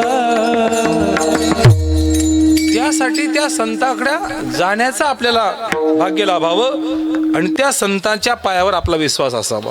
ती संत दाखवतात. सगळी संत नाही पण ती संत, तेची संत, तेची संत, ज्यांचा हेत विठ्ठले, ते संत देव दाखवतात. त्यांच्या पायावर आपला विश्वास निर्माण व्हावा आणि मग त्या परमात्म्याची प्राप्ती होते. नारदजी संत आहे महाराज. भक्तांच्या यादीमध्ये अग्रगण्य स्थानावर नारदाचं नाव आहे. नारदजींना विनंती केली तिघ जगतजननींनी, हे नारदा आम्ही काय करावं आता? आमचे मालक परत कशी येतील, काय मार्ग आहे सांग म्हटले. कारण मार्ग दाखवणारे संतच आहे. नारदाने सांगितलं एकच पर्याय शिल्लक आहे साहेब, तुम्ही तिथं जा, अत्रि ऋषींच्या आणि अनुसूया मातेच्या आश्रमाच्या दरवाजावरती पोहोचा, तिघींनी तिला सर्वांगाने शरण जा, कुठल्याही मनामध्ये अहंकार ठेवू नका, मी अमक्याची बायको आहे हे मनात सुद्धा येता कामा नये, एवढ्या निरअहंकारी स्थितीमध्ये जा, शरण जा आई साहेब अनुसूयाला, चुकलं म्हणून माफ करा, आमचे पती परत द्या अशी विनंती करा, तरच फक्त मार्ग निघेल. आणि एक सांगू, या जगामध्ये मार्ग तेव्हाच निघतो जेव्हा माणूस शरण जातो. शरणांगताशिवाय मार्ग निघत नाही. अहमवृत्तीने मार्ग कधीच प्राप्त होत नाही. शरण गेलं की मार्ग प्राप्त होतो. म्हणून या शरण जावे सर्व भावे देवासी, तो हा उतरील पार भवदुस्तर नदीचा. शरण गेलं की मार्ग निघतो. आणि मग आईसाहेब तिघी निघाल्या, अत्रि ऋषींच्या आश्रमामध्ये आल्या. अत्रि ऋषी सामान्य ऋषी नाही महाराज, मर्यादा पुरुषोत्तम प्रभू रामचंद्र जेव्हा वनाला निघाले ना, वनाला तेव्हा प्रथमतः अत्रि ऋषींच्या आश्रमात आलेत. अत्रि ऋषींनी आईसाहेब सीतेला, अनुसूया मातेने आईसाहेब सीतेला आणि अत्रि ऋषीने प्रभू रामचंद्राला काही मार्गदर्शन केलं आणि पुढचा मार्ग सांगितला की या मार्गाने जा. संताशिवाय गत्यंतर नाही महाराज. वशिष्ठजींना प्रभू रामचंद्र वनात निघाले तेव्हा विचारायला गेले होते, वशिष्ठजी हिचा आग्रह आहे माझ्या बरोबर येण्याचा. प्रभू रामदेव होते तरी सुद्धा सीतेला बरोबर घ्यावं की नाही हा प्रश्न त्यांना सोडवता आला नाही प्रभू रामचंद्रांना. हा वशिष्ठजींना विचारावा लागला. वशिष्ठजींनी सांगितलं, अरे सीतेला बरोबर घेऊन जा. कारण त्यांना माहित होतं पुढे जगाचं कल्याण करण्यासाठी सीता याच्या बरोबर असेल तर पुढचं रामायण घडणार आहे आणि मग रावणाचा वध होणार आहे. संत नाही, त्रिकाल ज्ञान आहे महाराज. नारदजीने सांगितल्यानुसार आईसाहेब तिघी आल्या, अत्रि ऋषींच्या आश्रमात आल्या. आई अनुसूयाच्या जवळ गेल्या, सर्वांगाने नतमस्तक होऊन शरण जाऊन दंडवत करून पाया पडून विनंती करू लागल्या, आमच्याकडनं चूक झाली, आमचा अहंकार आम्हाला कामाला आला, पण आता जे झालं ते झालं. आमचे सगळे अपराध आईसाहेब तुम्ही पोटामध्ये घ्या आणि आमचे पती आमचे मालक आम्हाला परत द्या. आईसाहेब म्हटले, तुम्हाला माफ केलं, उचला तुमचे पती कोणते आहे उचला घेऊन जा. आता तिघही बाळासारखी दिसत होती, ब्रह्म विष्णू महेश. ज्यांनी यांच्या बरोबर संसार केला त्या पार्वती आई साहेबालाही, त्या सावित्री आई साहेबालाही आणि त्या लक्ष्मी आई साहेबालाही, याच्यातला आपला कोण? पर चुकून सावित्रीला वाटलं आपल्या हातात शंकर आला तर, पार्वतीला वाटलं आपल्या हातात ब्रह्मदेव आला तर, एकमेकीला भीती वाटायला लागली. पुन्हा विनंती केली, आई साहेब नाही नाही महाराज, सामान्याला नाही कळत देव. विठ्ठल विठ्ठल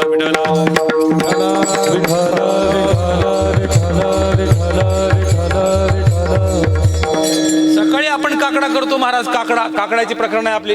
काकड्याच्या प्रकरणामध्ये सकाळचा अभंग आहे. आई साहेब आरती घेऊन ओवाळायला गेल्यात. आई साहेबांना ओवाळायचा कोणाला प्रश्न पडला आणि प्रश्न विचारला, अरे सांग ना याच्यातला कोण आहे माझा मालक? वैजयंती माळगळा श्रीवत्सलांछन विष्णुदास नामायणे दाविये लिखून, विष्णुदास नामायणे दाविये लिखून. वैजयंती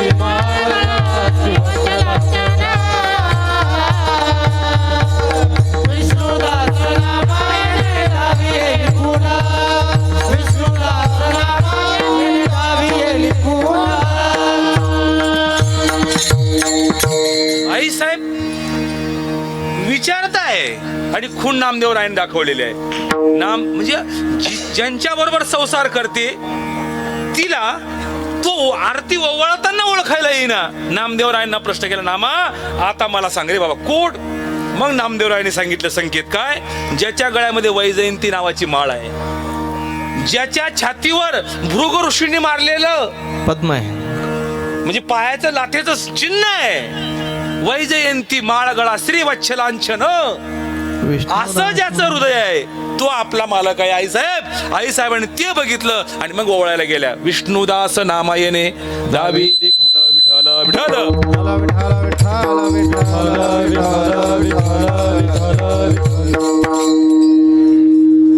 ओळखायला येत नाही बालक. पुन्हा विनंती केली अनुसया माईसाईला, आई आम्हाला नाही ओळखायला येत. आणि मग आत्री ऋषींना विनंती केली. आत्री ऋषींनी तिघही देवांना आणि अनुसया मातेने तिघही बाळांना पुन्हा जल शिंपडलं आणि तिघही देव मोठी झालेत. ब्रह्म ब्रह्म झाला, भगवान विष्णू विष्णू झालेत आणि भगवान शिव शिव झालेत. पण हे बघा, जेव्हा एखादा माणूस एखाद्या अपमानित स्थितीतनं मोठा माणूस उभा राहतो ना, त्याला किती बळ द्या नाही त्याची हिंमत होत. पुढं बघितलं तर घरातल्या मालकीने बसलेल्या आहेत. भगवान विष्णू बघताय पार्वतीकडे, लक्ष्मीकडे. भगवान भोले बाबा बघताय पार्वतीकडे. भगवान ब्रह्मदेव बघतायत सावित्रीकडे. आणि त्या तिघी बघतायत, ते तिघींच्या डोळ्यातनं आसवाच्या धारा आहेत. आणि हे बिचारे काय म्हणावं बाबा, म्हणजे यांच्या डोक्यात असं होतं, आपण कालपर्यंत यांना सांगत होतो आपण जगाचे मालक आहे, आपण करते करविते आहोत. आता काय म्हणजे पर्याय शिल्लक राहिला नाही. शेवटी तिघी देवींनी अनुसयाला प्रार्थना केली, आई साहेब आमचे पती आम्हाला परत द्या.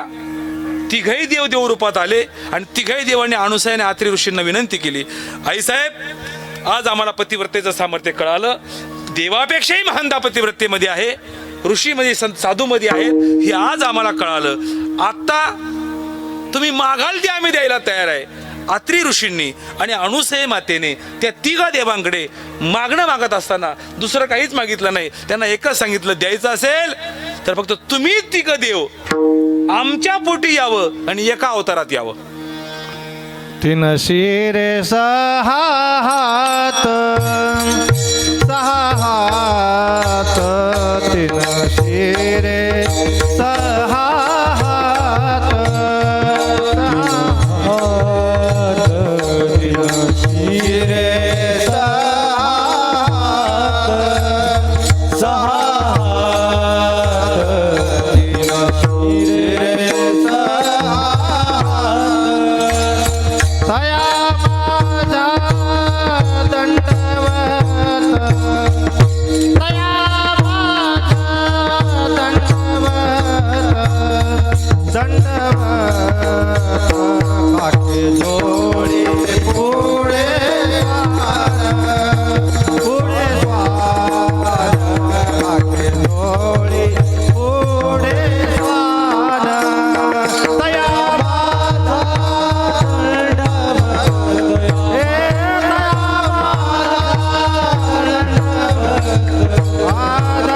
माझा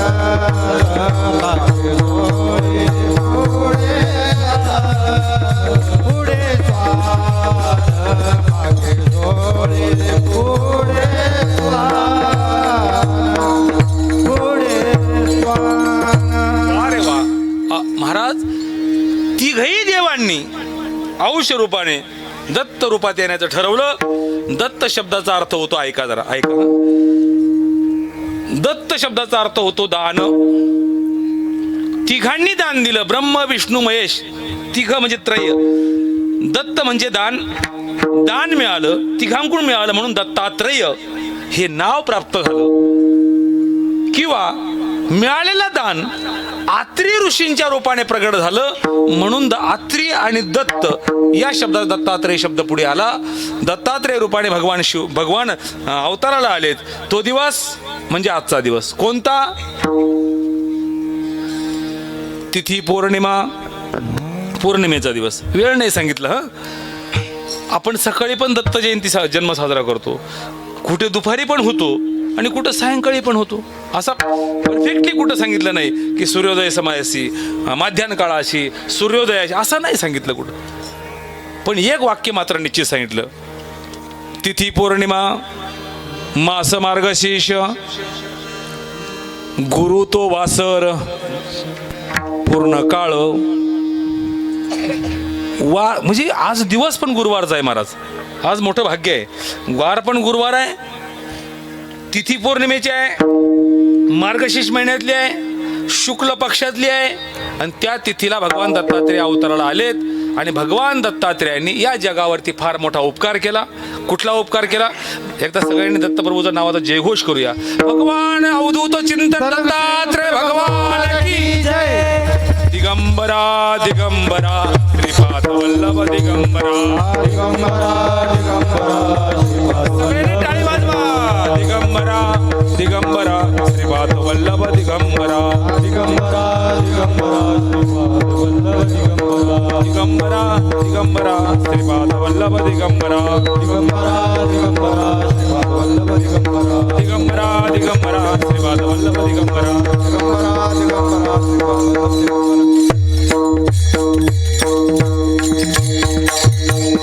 अशा प्रकारे दत्तात्रेय प्रभूचा अवतार झाला. आत्री महाराजांच्या आणि अनुसया मातेच्या कुशीतनं दत्तप्रभू इथं आलेत. दत्तप्रभूंनी मला वाटतं सगुण रूपामध्ये स्थान दत्तप्रभूंचं गिरनार पर्वत आहे.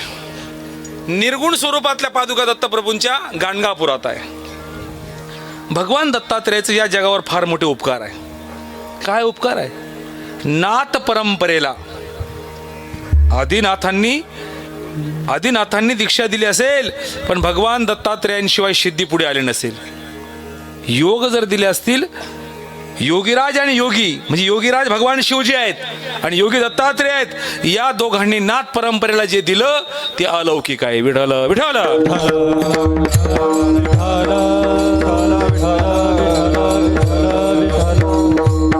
दत्तात्रेयाने नुसतं दिलंच नाही.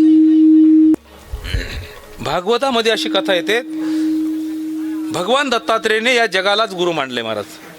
तसं वर्णन करत असताना 24 गुरूंचं वर्णन केलंय. पण एक ओवी नाथबाबांची अशी येते, नाथबाबा असं म्हणतात, जो जो जयाचा घेतला गुण तो तो गुरु केला मी जाण. गुरुशी आले अपारपण जग अवघे गुरु दिसे. ज्याच्याकडनं मला चांगला गुण घेता आला त्या प्रत्येकाला मी गुरु मान. दत्तप्रभूंनी या सृष्टीतला जो जो गुण ज्यांच्याकडनं मिळाला त्या सगळ्यांना गुरु मानलं. याचा अर्थ त्यांच्याबद्दलची कृतज्ञता सदैव सांभाळली आहे. विठ्ठल विठ्ठल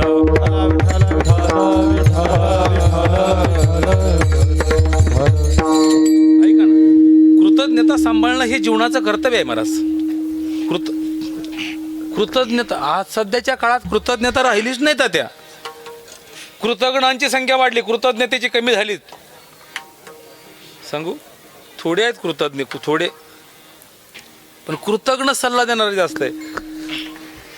एकाच घरी जन्माला आली 2 गाढवं मालकाने विकायला बाजारात नेली. सध्या बाजार चाललाय तिकडे सारंगखेड्याला. घोड्याचा आहे तो, गाढवाचा नाही. गाढवाचा कुठं दुसरा असतो कुठंतरी ना, मडीला आहे मडीला. आम्ही गाढवाच्या बाजारात नाही गेलो ना अजून, पण घोड्याच्या गेलो बरं का. मी मागच्या वर्षी गेलो तुम्हाला, ते घोडा बघितला ना तुम्ही आले त्या दिवशी. मी नेमकाच घरी नाही आहे ना, पण तुम्ही घोडा बघितला असेल आपल्याकडे. तो माग 1 वर्ष झाला तो आणून सारंगखेड्यावरच आणला आपण. तो आपल्याला फक्त काही तो टांगे हाणायला नाही आणला, तो उगा दिंडीत चालण्यासाठीच आणला म्हणजे तोही दिलाय. मी फक्त आणायला गेलो तिकडे सारंगखेड्याकडे, देणाऱ्या भक्ताने दिला. ते एकाच मालकाचे ते 2 गाढवं त्याने विकायला महाराज मडीला नेले. गिराईक 2 लागले, पण त्याला एक गिराईक होतं कपडे धुणाऱ्या धोबी, त्याने एक गाढव घेतलं आणि एक ते डोंबाऱ्याने घेतलं. एक कुठल्या गावात 2-5 वर्ष झाली. धोब्याकडच्या गाढवाची तब्येत जरा बरी गुटगुटीत झाली. काम कमी ना, कपडे फक्त नदीवर टाकले का बिंदास नदीच्या तीराला चरायचं. पण डोंबाऱ्याच्या गाढवाला कुठं खायला वेळ.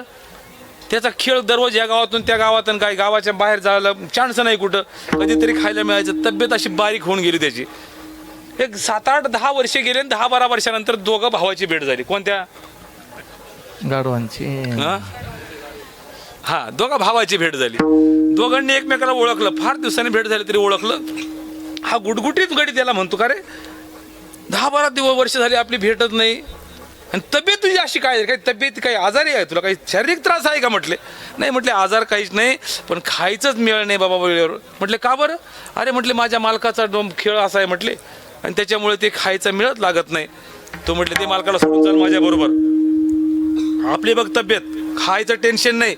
एकदा कपडे नदीवर टाकले का 6 तास पुन्हा टेन्शन नाही कपडे वाळेपर्यंत. आणि पुन्हा कपडे घेऊन एकदा घरी आलो, पुन्हा अख्खे उखडे आपल्याकडेच आहे. कोण म्हणतोय? ते धोब्याकडचं म्हणतोय. चल माझ्या बरोबर. तो म्हटले नाही रे, कसं येता येईल म्हटले, मला शक्य नाही म्हटले. वचन दिलंय आणि मला त्याला विकलं गेलंय. अरे पण तू मरशील ना, चल माझ्या बरोबर निघून चाल. तो म्हटलं अरे मग मरायला आला तरी तू त्याला का सोडत नाही. तो म्हटले मी अजून एका आशेवर जिवंत आहे. म्हटले काय आशा आहे. काही नाही म्हटले दररोज माझ्या मालकाचा खेळ या गावात त्या गावात तिथं डोंबऱ्याचा खेळ कळतो ना तुम्हाला. तुम्ही पंढरपूरला गेलात ना, पंढरपूरच्या वाळवंटामध्ये जर तुम्ही गेला असेल बघितलं असेल ते दोरीवर चालता बघा त्या पुरी ते पोरं चालता ना, ते खाली एक डोंबारी डोंब वाजवतो ते आणि ते दोरीवर चालतात विनाआधाराने. त्याला डोंबारी म्हणतात. आमचा जो मालक आहे का तो डोंबाऱ्याचा, तो गाढवाचा मालक गाढवाचं म्हणतो, आमचा जो मालक आहे का डोंबारे दादा, तो दररोज ते खेळ सुरू होताना त्या दोरीवर चालणाऱ्या पोरीला सांगतो हे बघ जर दोरीवर खाली पडली तर गाढवाशीच लग्न लावेल. मी सारखी वाट पाहतोय ते पोर कधी पडल खाली. काय झालं. कृतज्ञता जीवनातली संपली महाराज. मुद्दा जाऊ द्या. कृतज्ञता नावाचा गुण जीवनातनं संपला. पण दत्त प्रभूने या जगाची कृतज्ञता सदैव जिवंत ठेवली. ती नाथ परंपरे तसे संप्रदायाचे 3 महत्वाचे पैलू आहेत. तुकोबरायाचा संप्रदाय वेगळा आहे, नाथबाबाचा संप्रदाय वेगळा आहे आणि ज्ञानोबरायांचा संप्रदाय वेगळा आहे. कोणता आहे तुकोबरायाचा संप्रदाय. राघव चैतन्य केशव चैतन्य. विठाला विठाला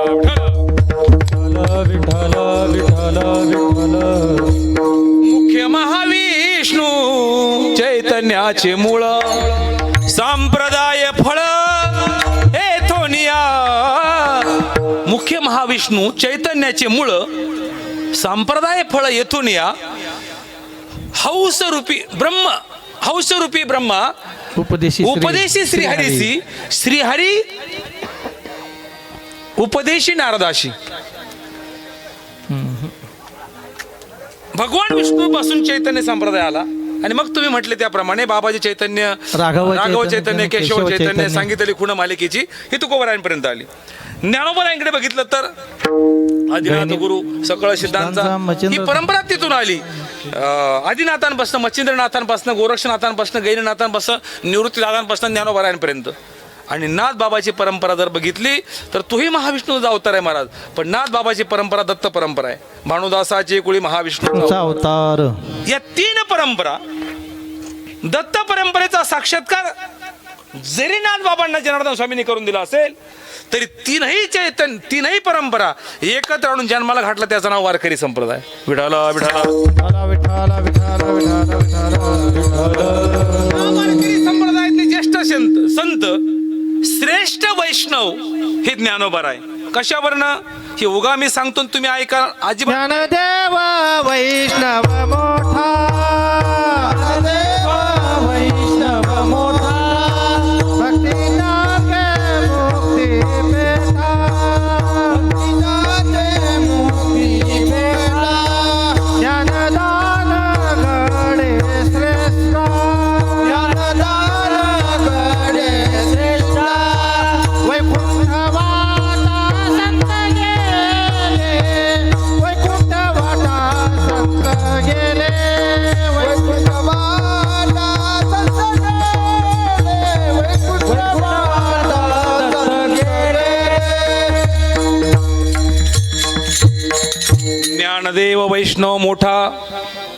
पुढे विठ्ठल नामे भक्ती मार्गे मुक्तपेठ, मुक्तीपेठ. विठ्ठल नामे मुक्तपेठा, ज्ञानदान घडे श्रेष्ठा, वैकुंठ वाटा संत गेले.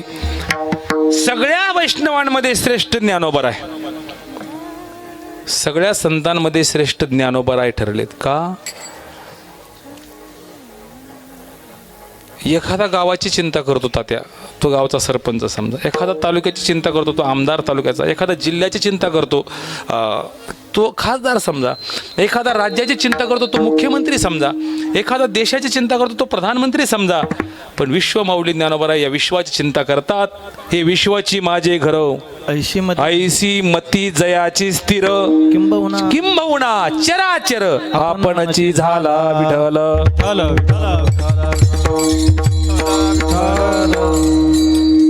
ही कल्पना मनात येणं कुणाच्याही नाही, त्यासाठी माऊलीच असावं लागतं. आणि ज्ञानोबराय माऊली आहेत, माऊली झालेत महाराज. विश्वसंत ज्ञानोबराय माऊली होऊन या जगातल्या प्रत्येक साधकाला, मग भक्तिपंथाच्या वाटेवरचा असेल, योगाच्या वाटेवरचा असेल, कर्माच्या वाटावरचा असेल त्या त्या व्यक्तीला त्या त्या जीवाला ते जे जे हवं आहे जे जया पाहिजे ते त्यापाशी आहे रे. आहे रे. घातला दुकान देती आली अशी दान संत उदार उदार भरले अनंत भांडार. त्यांच्याकडे भांडार भरलेले आहे. उदार ते संत उदार संत उदार संत संत उदार आहे. त्यांच्या दुकानात तो माल सगळ्यांसाठी उपलब्ध आहे. ज्याला जो पाहिजे तो देतील. ज्याला जे हवं आहे ते तिथं हजर आहे. फक्त तिथं जाण्याची क्षमता आपल्यात निर्माण व्हावी एवढंच पुण्य आपलं असावं. विठ्ठल विठ्ठल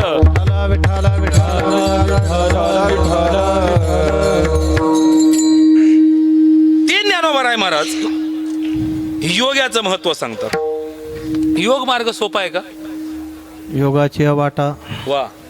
योगाची वाटा जे निघाले गा जे निघाले गा सुबटा तया तया दुःखाची जवाटा भागाला भागा आला. योग किती अवघड आहे महाराज. योग योग शब्दाचा अर्थ होतं मिळणं आणि क्षम शब्दाचा अर्थ होतं टिकणं. योगक्षम व्यायाम बरोबर. योग म्हणजे मिळणं आणि क्षम म्हणजे टिकवणं. काय असतं महाराज कधी कधी लग्न होतं पण पुढं ते टिकवलं जातंच असं अजिबात नाही. कधी कधी पैसा येतोच पण तो टिकवला असं अजिबात नाही. पण योगाच्या वाटेवरची जी मंडळी गेली त्यांना विचारा ना योगाचं सामर्थ्य काय योगाची ताकद काय. योग योग योग म्हणजे नेमकं काय एकच वाक्यात सांगतो ज्ञानोबरांच्या भाषेत. एकही दात मुखामध्ये नाही. ऐकताय ना सगळे. एकही दात मुखामध्ये नाही अशा दात नसणाऱ्या माणसाला काय म्हणतो आपण बोचरा बोचरा बरोबर. अशा बोचऱ्या माणसाला चणे खायला द्यावे. कशाचे? लोखंडाचे. लोखंडाचे. कोणाला? बोचऱ्याला. आणि मग त्याने बिंदास आनंदाने चणे खावे. जमतं का? अशक्य. एक अहो दात खाणाऱ्याला लोखंडाचे चणे चावणार नाही. इथं दात नसणाऱ्याला लोखंडाचे चणे हे जसं अवघड आहे ज्ञानोबा राय सांगतात तितका योग अवघड आहे. विठ्ठल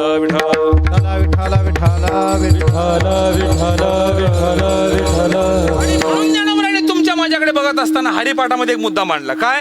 नका भानगडीत पडू तुम्ही योगाच्या. योगयाग विधी येणे नोवे सिद्धी. योगयाग विधी येणे नोवे सिद्धी.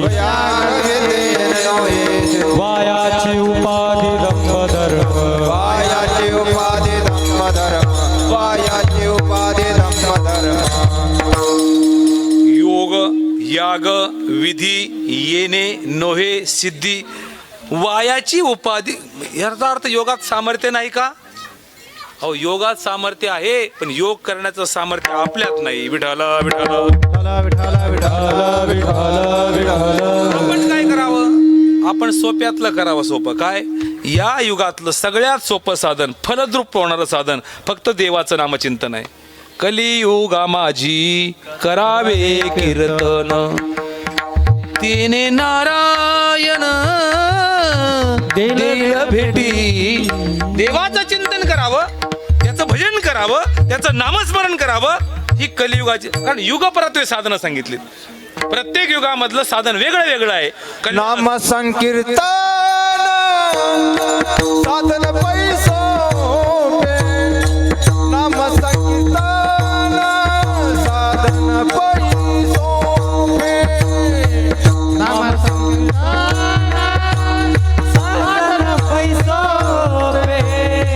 नाम संकीर्तन साधन पैसो.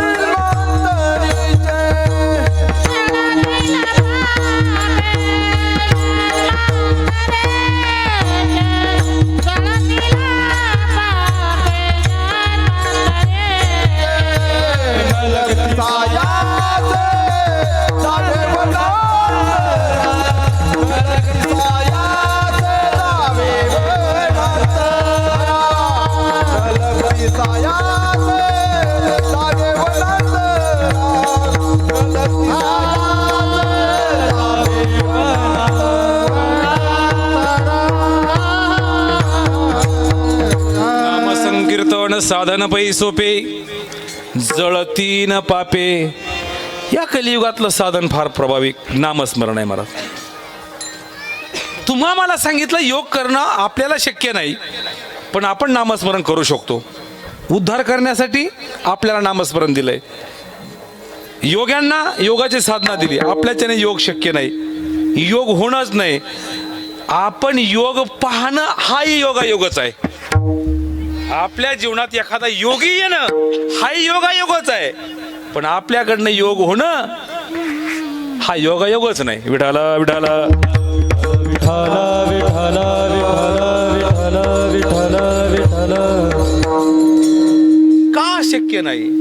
का आमच्यासाठी तुका म्हणे सोपे आहे सर्वावनी, हे आपल्यासाठी हे सोपं आहे, ते का अवघड आहे महाराज? ऐका ना, योग किती अवघड आहे ते आजच्या अभंगात आहे. काय योगाची अवस्था? अभंगाचं पहिलं चरण. पहिलं मेरूच्या शिखरी, पहिलं मेरूच्या शिखरी, पहिलं मेरूच्या शिखरी, पहिलं मेरूच्या, पहिलं मेरूच्या शिखरी एक योगी राखारी. पहिला मेरूच्या शिखरी, एक योगी निराकारी. मुद्रा लावोनी केसरी, तो ब्रह्मपदी बैसला. मुद्रा लावणी तो ब्रह्मपदे बैसला. त्यांनी साडी येली माया, त्याची येली गंथ काया.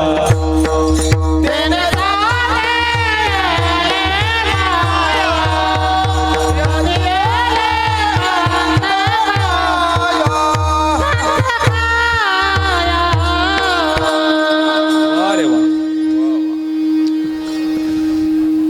अभंगाच्या पहिल्या चरणात विश्वमाऊली ज्ञानोबराय म्हणतात, पैल मेरूच्या शिखरी. पैल मेरू पर्वत हा पृथ्वीच्या मध्ये आहे, आणि मेरू पर्वता इतका उंच दुसरा कुठलाच पर्वत नाही. पैल मेरूच्या शिखरी, जसं पृथ्वीच्या मध्यामध्ये मेरू पर्वत आहे आणि त्याच्या इतका उंच दुसरा पर्वत नाही, असा योग साधनेतला मेरू सांगितला. कुठं? ही वैखरी आहे, आपण बोलतो ही वैखरी आहे, पण या वैखरीपर्यंत जे काही येत आहे ते परेपासून येत आहे. परापश्यंती मध्यमा वैखरी. अष्टांग योग साधनेमध्ये साधना करत असताना ज्ञानोबरायांनी पाठीवर मांडे भाजले. हे कशाचं साध होतं? काय योगाची सामर्थ्य शक्ती आहे. निर्जीव भिंतीला चालायला सहज शक्य झालं. कशाचं सामर्थ्य आहे? योगाची. ही योगाची ताकद आहे. नाभी कमळाजवळ परा नावाचे स्थान आहे, बरोबर आहे? परा, पच्यंती, मध्यमा, वैखरी. इथं मध्यमा आहे, ही वैखरी आहे. परा हे मुख्य मध्यस्थान सांगितलंय. पृथ्वीमध्ये मेरू पर्वत मध्ये आहे. या मध्यस्थानावरती त्या मेरू पर्वतावरती एक योगी बसलाय, ज्ञानोबराय म्हणतात.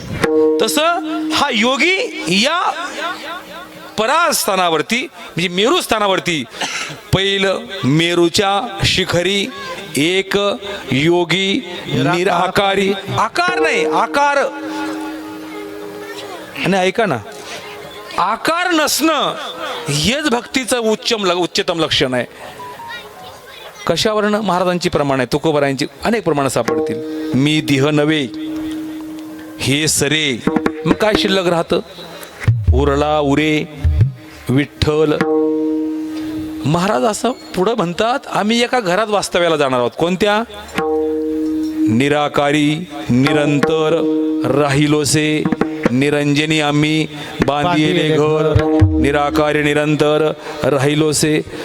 या घरामध्ये आकाराच्या उकाराच्या चौकटीच्या सगळ्या भिंती संपल्यात. जसा निर्गुण परमात्मा सगुण बनवला तसं योग साधना ही सगुणातनं आम्हाला निर्गुणाकडे घेऊन गेली. आणि मग घडलं काय? जे म्हणतो की आपण सहज सुख सुख सुख म्हणजे काय, सुख म्हणायचं कशाला, आपलं वेगळं आहे. आपल्या डोक्यामध्ये त्या सुखाच्या कल्पनाच वेगळ्या आहे. आपल्याला वाटलं बंगला झाला की सुख, गाडी आला की सुख, पोरग झालं की सुख, म्हणजे लग्न झाल्यावर आधी सुख होतं. आता तेच होईना महाराज, मोठी अवघड आहे सर. ते दररोज 2-4 तर भेटतातच आम्हाला त्या महाराज. एखादे पा हा तुम्हाला पण चालूच आहे का? अंदाज केला अवघड आहे महाराज. बरं इकडून तिकडून ते झालं, पाहिलंच आपण, नीट मेळ लागला तर बरा, नाही तर भलतं अवघड आहे. बरं झालं लग्न इकडून तिकडून, तर मुलगा झाला नाही ना, पुन्हा आटाआटी. ती माग गुजरातला भलती गर्दी होती, गुजरातकडं भावनगर मध्ये. भावनगर माझा नाही झाला चक्कर तिकडं. भावनगर बरोबर बरोबर आहे. कोणीतरी बरोबर आहे म्हणते. बरोबर आहे. बरीच लोक आपल्या परिसरातली पण गेली. चला जाण्याबद्दल दुमत नाही, गेलेलीच लोक बसले काय आहे भरपूर. कुणासाठी लोक कुठं पण जातात, मला जाऊ द्या.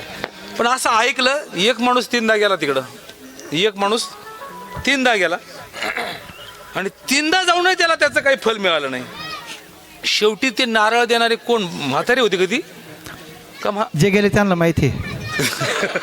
सांगा म्हातारी होती का कोण? कोणीच बोलत नाही महाराज. त्यांनी सगळं आपल्याकडे दोघांकडे तोडून दिलंय.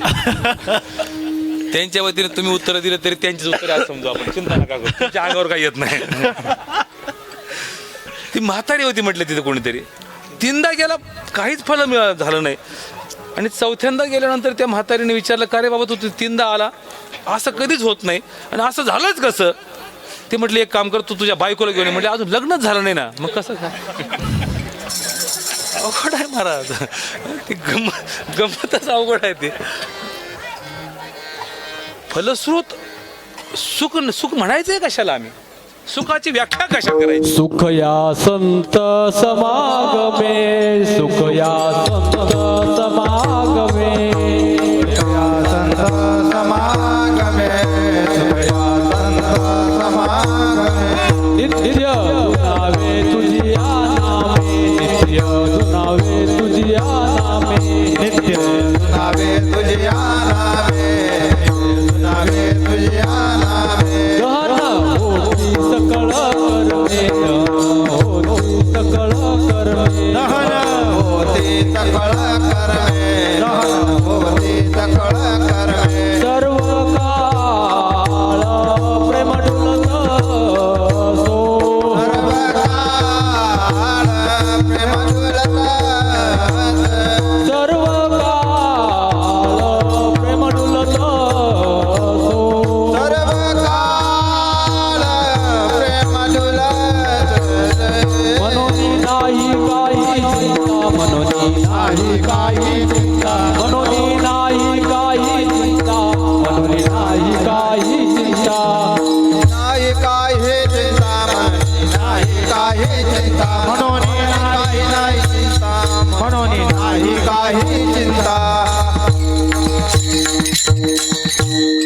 सुख या संत समागमे, संताविना सुख नाही. संताचा समागम झाला रे झाला, म्हणून काही नाही चिंता. पण कुठं सुखाची ठिकाणं 2च आहेत महाराज. सुखाची ठिकाणं 2च आहे, एक संत आणि दुसरा भगवंत. सुखरूप ऐसा तुझ्या कोणी सांगा, माझ्या पांडुरंगा माझ्या पांडुरंगा सारी खाओ. सर्व सुखे आजी येथेची ओळली, संतांची देखिली चरणांभुजे. एक तर संत आणि एक तर भगवंत, बाकी कुठं सुख नाही महाराज. आम्ही फक्त सुखाचा शोध घेतोय. एक बाई एका महाराजाकडे पोचली, म्हटली महाराज काही करा, ही कुंडली घ्या आणि माझ्या भविष्यातल्या दुःखाला अंत कसा होईल आणि सुख कसं मिळेल ते सांगा.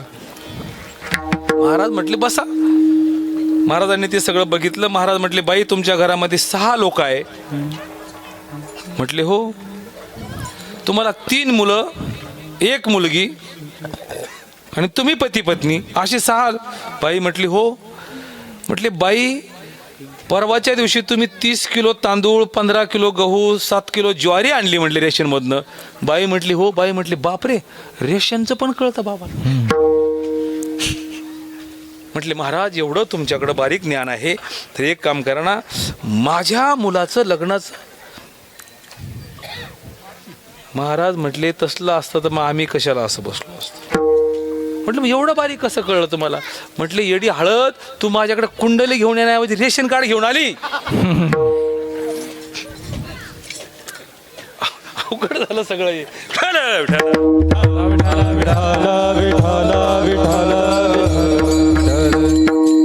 सुख सुख सुख म्हणजे नेमकं काय. पण ऐका, हे माझं मत नाही, विश्ववाणी ज्ञानोबराची भाषा मांडतो. सुखाची व्याख्या केली ज्ञानोबरायांनी.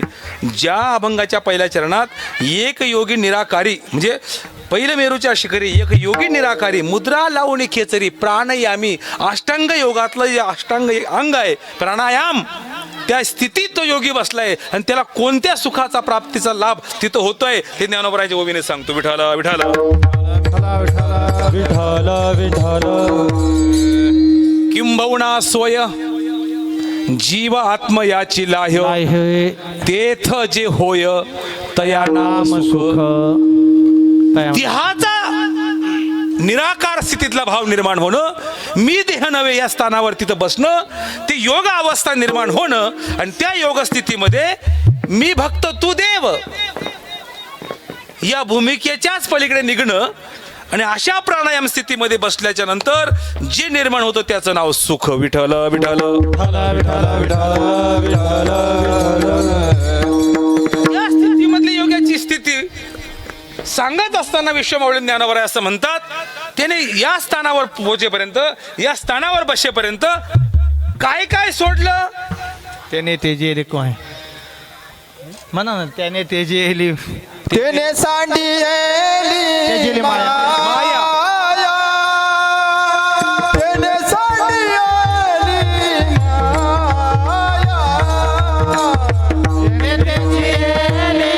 माया.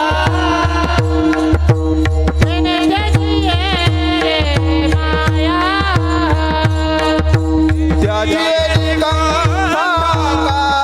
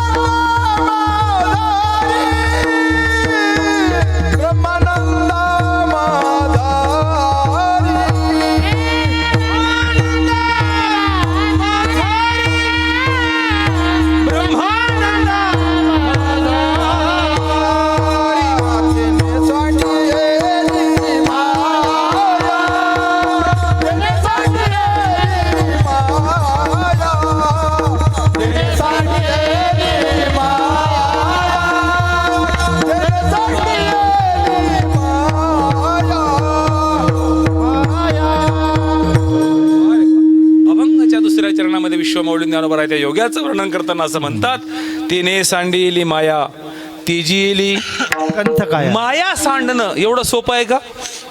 माया माया माया म्हणजे काय. वेळ संपला आपला, थोडक्यात सांगतो. माया म्हणजे नेमकं काय. जे नाही ती असल्याचा भास होणं आणि ते मिळवण्यासाठी उभं आयुष्य आपण पणाला लावणं याचं नाव माया.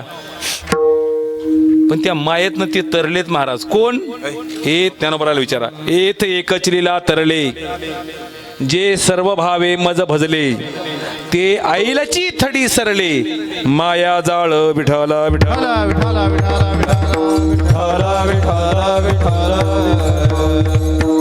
तरलेत म्हटलं मायेतनं. पण कोण. जे सर्व भावाने मला शरण आले ती आईलची थडी सरले माया जाळ. माया म्हणजे नेमकी कोण सांगू. आपली पडलेली सावली म्हणजेच माया. आपण जिथं सावली तिथं. माया तेची ब्रह्म, ब्रह्म तेची माया, अंगानी छाया जया परी, अंगानी छाया जया परी. माया तेची ब्रह्म, ब्रह्म तेची माया, अंगानी छाया जया परी, अंगानी छाया जया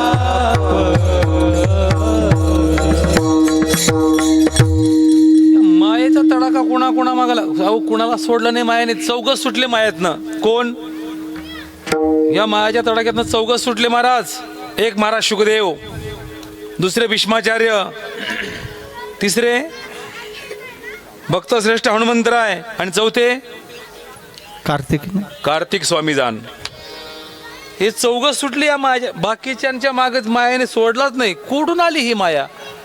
जेव्हा कोठेच नव्हते काही, चंद्र सूर्य तारा पाही, अवघे शून्याची होते पाही, कानोबा तेरे तेरे ते. तिथं तयार झाली. तिथे एक ढाल गज निर्माण झाली, तिने एवढी ख्याती.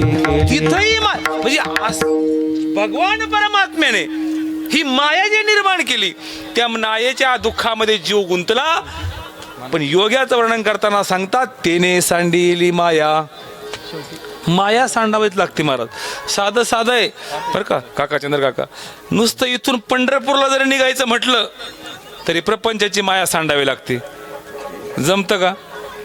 ज्याला प्रपंच रूपी माया कमीत कमी तेवढ्या 24-25 दिवसासाठी सांडता येते, त्यालाच पंढरपूरची वारी करता येते. विठाला विठाला विठाला विठाला विठाला विठाला. या मंडपामध्ये येण्यासाठी आदरणीय श्रद्धे सागरजी महाराजांच्या या निलकंठेश्वर मंदिराच्या प्रांगणामध्ये हा 4थ्या वर्षातला सप्ताह होतोय. कीर्तनामध्ये येण्यासाठी कमीत कमी तेवढी 2 तास 3 तास 4 तास घराची माया सांडावी लागते. तेव्हा कीर्तन मंडपातला आनंद, भक्ती सुखातला प्रेम प्राप्त होतं. मला एरवी मिळत नाही. माया नाही पण गुंतून ठेवते आणि खरं भासवते आणि त्याच्यातच आपल्या आयुष्याला पणाला लावते. तिचं नाव आहे माया. लटिक म्हटलंय, खोटं म्हटलंय तिला, पण ती माया योग्याने सांडली. तिने सांडली माया. खूप बोलता येईल पण वेळ संपला. ती जी कंथा का कंथा, कंथा कंथा म्हणजे कपडा. कंथा शब्दाचा अर्थशास्त्र असं सांगतं, कपडा, वस्त्र. त्याने वस्त्रही सांडले. देहीच विदेही भोगू दशा, या स्थितीला निघाला तो. कोण? तो योगी. तिने सांडली माया, तेजी कंथा. कंथा म्हणजे कपडा, काया म्हणजे शरीर. कायेचा सुद्धा आपण आपल्या शरीरासाठी नको ते करतो. साधूच्या जीवनातलं, योगाच्या जीवनातलं ते संपलं. ना याची चिंता ना शरीराची चिंता. काही साधू आपण ऐकलेत, बघितलेत. त्या मी मागे याला 2 वर्षापूर्वी नाही, कोविडच्या अगोदर ते हिमाचल प्रदेशला गेलो होतो मी. ते हिमाचल प्रदेशमध्ये साधू बघितले. त्या हिमाचल प्रदेशमधल्या मला वाटतं चंबा जिल्ह्यामध्ये मणिमहेश पर्वतावर भयानक साधू. काही गाव शिव, काहीच रस्ता नाही तिथं, काहीच नाही, लाईट नाही, काहीच नाही. शेकडो साधू बघितले तिथं. आपल्या मस्तीत आहे सगळे. कुणाचे जटा जमिनीवर आहे, कोण काय बसलंय, एकदम डेंजर. तिथं एक सरोवर आहे, फक्त सरोवर तीरावर बसलेले सगळे. एका महाराजांच्या बरोबर जाण्याचा योग आला. तिथे शिवलिंग आणलं होतं महाराजांनी तिथनं, त्या मणिमहेश पर्वतावरून शिवलिंग आणलेलं एक. साधू जीवन, योगी जीवनच अवघड आहे. पण त्या साधनेमध्ये ते गेलेत ना, तेजी लया ब्रह्मानंदा महाराज माझारी. या सगळ्या आनंदापेक्षा परमानंद वेगळं मोठा आहे. आणि तो परमानंद म्हणजे ब्रह्मानंद, तो ब्रह्मानंद त्या स्थितीमध्ये त्या योग्याला मिळतो. त्या स्थितीमध्ये तो योगी काय करतो? अनुहात धोनीनाद, तो पावला परमपद. परम हे आपलं नासकं पद आहे, हे कुसकं पद आहे, हे दुःखाने भरलेलं आहे. याला याच्याबद्दलची म्हणजे तुमची आपली उद्याची भरोसा गॅरंटी काय? मी असं म्हणेल, जो माणूस गावरान तुपाचा रवा खातो त्याला डालडाचा चालेल का? नाही नाही, चालण्यापेक्षा त्याला जर सांगितलं खातच नाही तो. का बरं? ते म्हटलं मी गावरान तुपाचा खातो. जो माणूस दररोज गावरान गाईचं दूध पितो तू जर्शीचं दूध पिईन का? हम्म. नाही नाही नाही. जो माणूस मोठ्या स्थानावर गेला तो खाली छोट्या पदावर येईल का? नाही महाराज. ब्रह्मानंद हे उंच स्थानावरचं पद आहे. ब्रह्मानंद हे उंच स्थानावरचं पद आहे. मन गेले विलया ब्रह्मानंदा माझारी. मन मन इतकं भयानक आहे महाराज. आता इथं बसलोय आपण तरी काहीच्या मनात असेल किती वाजता कीर्तन संपल. महाराज तर म्हटले अरे वाऱ्याची मोड बांधता येईल, वाऱ्याची मोड बांधता येईल, पण मनाला आवरणं सोपं नाही. हो. चंचली मन कृष्ण प्रमाती बल दृढम. या मनाची चंचलता काय सांगावी. इथं मन आपण इथं आहोत पण आपलं मन कुठं कुठं फिरून येतं. त्या बहिणाबाईची एक कविता होती महाराज शाळेत असताना. मन ओढाय ओढाय हा मन ओढाय ओढाय उभ्या उभ्या पिकातल ढोर किती हाकला हाकला पुन्हा येत पिकावर. मन त्याप्रमाणे आहे महाराज. किती हाकला त्याला. अरे जर मन आपल्या ताब्यात असतं तर साधू संतांनी असं म्हटलंच नसतं ना. कसं देवा माझे मन लागो तुझे चरणी. देवा माझे मन लागो तुझे चरणी. माझे मना लागो तुझे चरणी. देवा माझे मना लागो तुझे चरणी. संसार व्यसनी पडो नेदी. संसार व्यसनी पडो नेदी. नामस्मरण करो संत समागम. नामस्मरण करो संत समागम.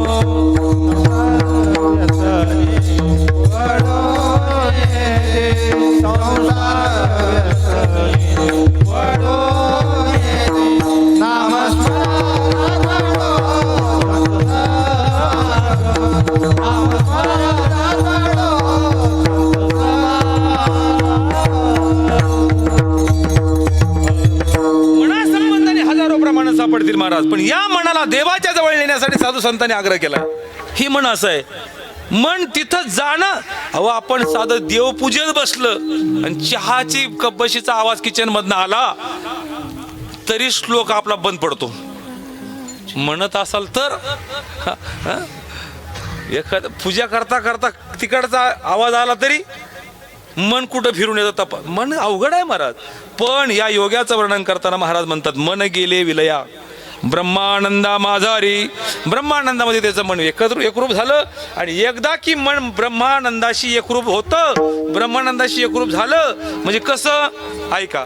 इथून निघालेला पाण्याचा ओघ तर त्या सागराला मिळाला तो वेगळा राहील का. तुका म्हणे गंगा सागर संगमी अवघ्या झाल्या उर्मी. एकमय. हे पाणी एक होतं ना.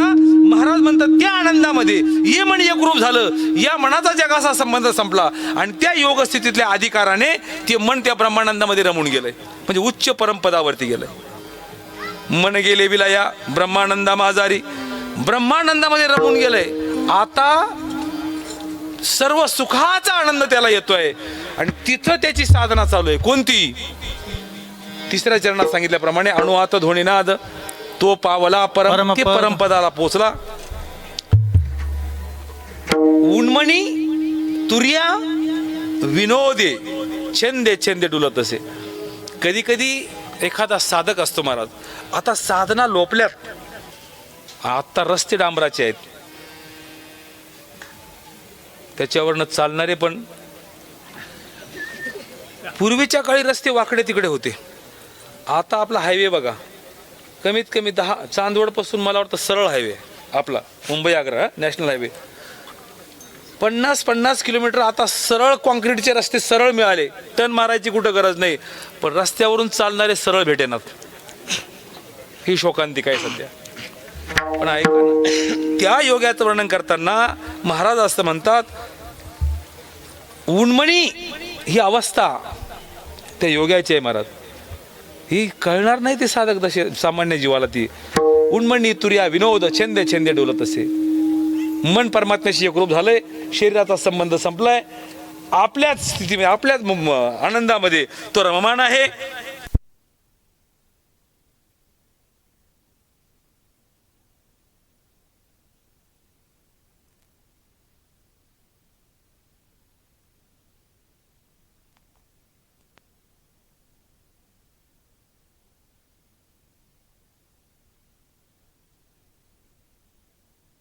स्नान गोदावरीचे तिरी स्नान केले पांचाळेश्वरी. दररोज भगवान दत्तात्रय स्नान करतात वाराणसीमध्ये. स्नान केले पांचाळेश्वरी, भिक्षा मागतात माहूरगडी. ज्ञानदेवाचे अंतरी एक योगी दत्तात्रय. भगवान दत्तात्रय योगी ज्ञानदेवाच्या अंतकरणात आहे. आणि त्या योगाचं महत्त्व सांगताना, योग स्थिती मांडताना विश्वमाऊली ज्ञानोबर आहे तुमच्या माझ्या समोर, तुमच्या माझ्यासारख्या समोर या योगाचं महत्त्व मांडतात. हे तुमचं माझं परमभाग्य आहे. आणि दिवस भगवान दत्तात्रयाच्या जन्म उत्सवाचा आहे. ऐका ना, साधा कर्म मार्ग अवघड आहे, योग मार्ग किती अवघड आहे. कर्म किती अवघड सांगितलं महाराज.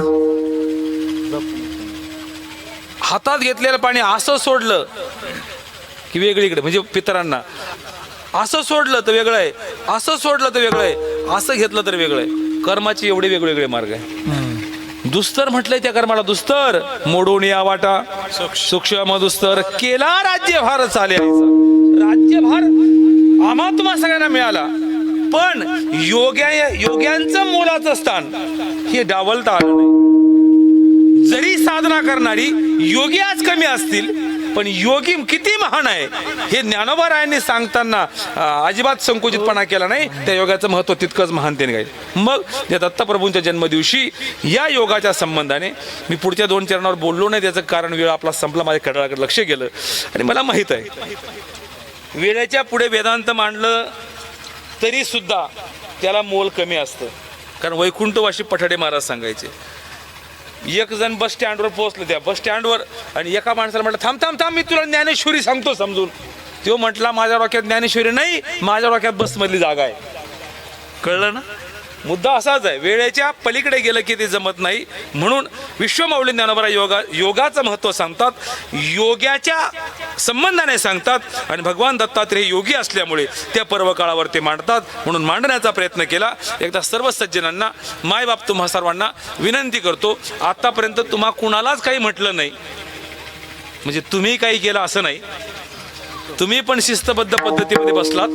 परंतु तुम्हाला मला एक विनंती या व्यासपीठावरनं करायची आहे. सगळ्यांनी एकदा भगवान श्री परमात्म्याचं भजन, कारण महाराजांच्या आपण आश्रमामध्ये पोहोचलो, समजा इथं दरबारामध्ये आलो निलकंठेश्वराच्या, काहीतरी आपण घेऊन गेलं पाहिजे ना. मी असंच म्हटलं तात्या, इथून काहीतरी नेल्याशिवाय घरी जाऊ ना. एकाने माझीच चप्पल नेली. चपला बिपला बुट नका, पण काहीतरी पुण्यात्मक घेऊन जाताना जा. आणि ते पुण्य काय असेल तर या कलियुगामध्ये हाताने टाळी आणि मुखाने भजन, एवढंच पुण्य आपल्याला बरोबर नेता येऊ शकतं. एकदा सर्वांनी मोठ्या प्रेमात ते भजन करूया आणि पुढच्या 5 मिनिटांमध्ये सेवेला पूर्ण विराम देऊया. विठोबा रखुमाई, विठोबा रखुमाई, विठोबा रखुमाई, विठोबा रखुमाई. चला आजचे पंक्तीवाले चला हार घालण्यासाठी. विठोबा आजचे पंक्तीवाले चला दादा. विठोबा रखुमाई, विठोबा रखुमाई, विठोबा रखुमाई, विठोबा रखुमाई,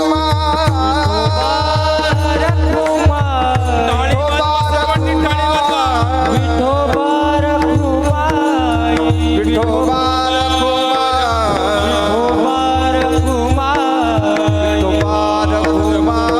विठोबा रखुमाई.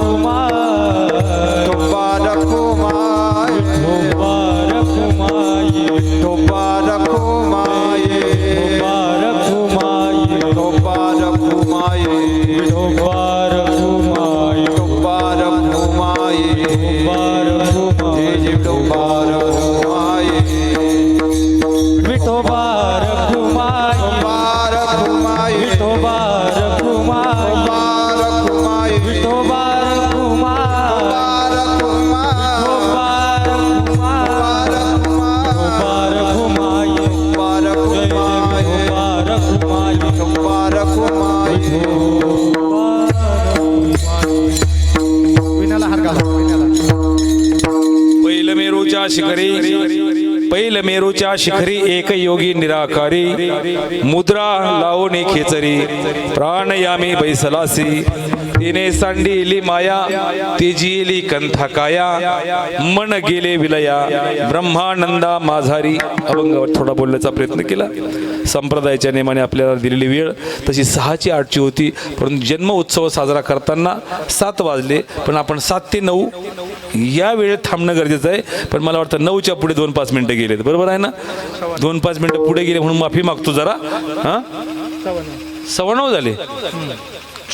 15 मिनिट पुढे गेले का? 17 मिनिटं. 17 मिनिटं पुढे गेले. काही नाही, मागच्या ह्यात करून घेऊ, पुढचे सोडून देऊ.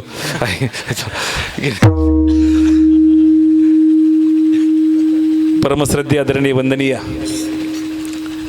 एक आध्यात्मिक सुखाने सुखी झालेला आणि असंख्य जीवांना आध्यात्मिक सुखाच्या वाटेवर आणून भगवान श्री परमात्म्याच्या कृपांकित स्थितीमध्ये घेऊन जीवनातलं दुःख कमी करून सुख प्राप्त करून देण्याचं सामर्थ्य निर्माण ज्यांच्याद्वारा होतंय, परमश्रद्धेय आदरणीय हरिभक्तीपरायण सागरजी महाराज गांगुर्डे महाराजांच्या साधनेने. अर्थात ही साधना तात्या आपण परवा ऐकलं, या जन्मातली नसते.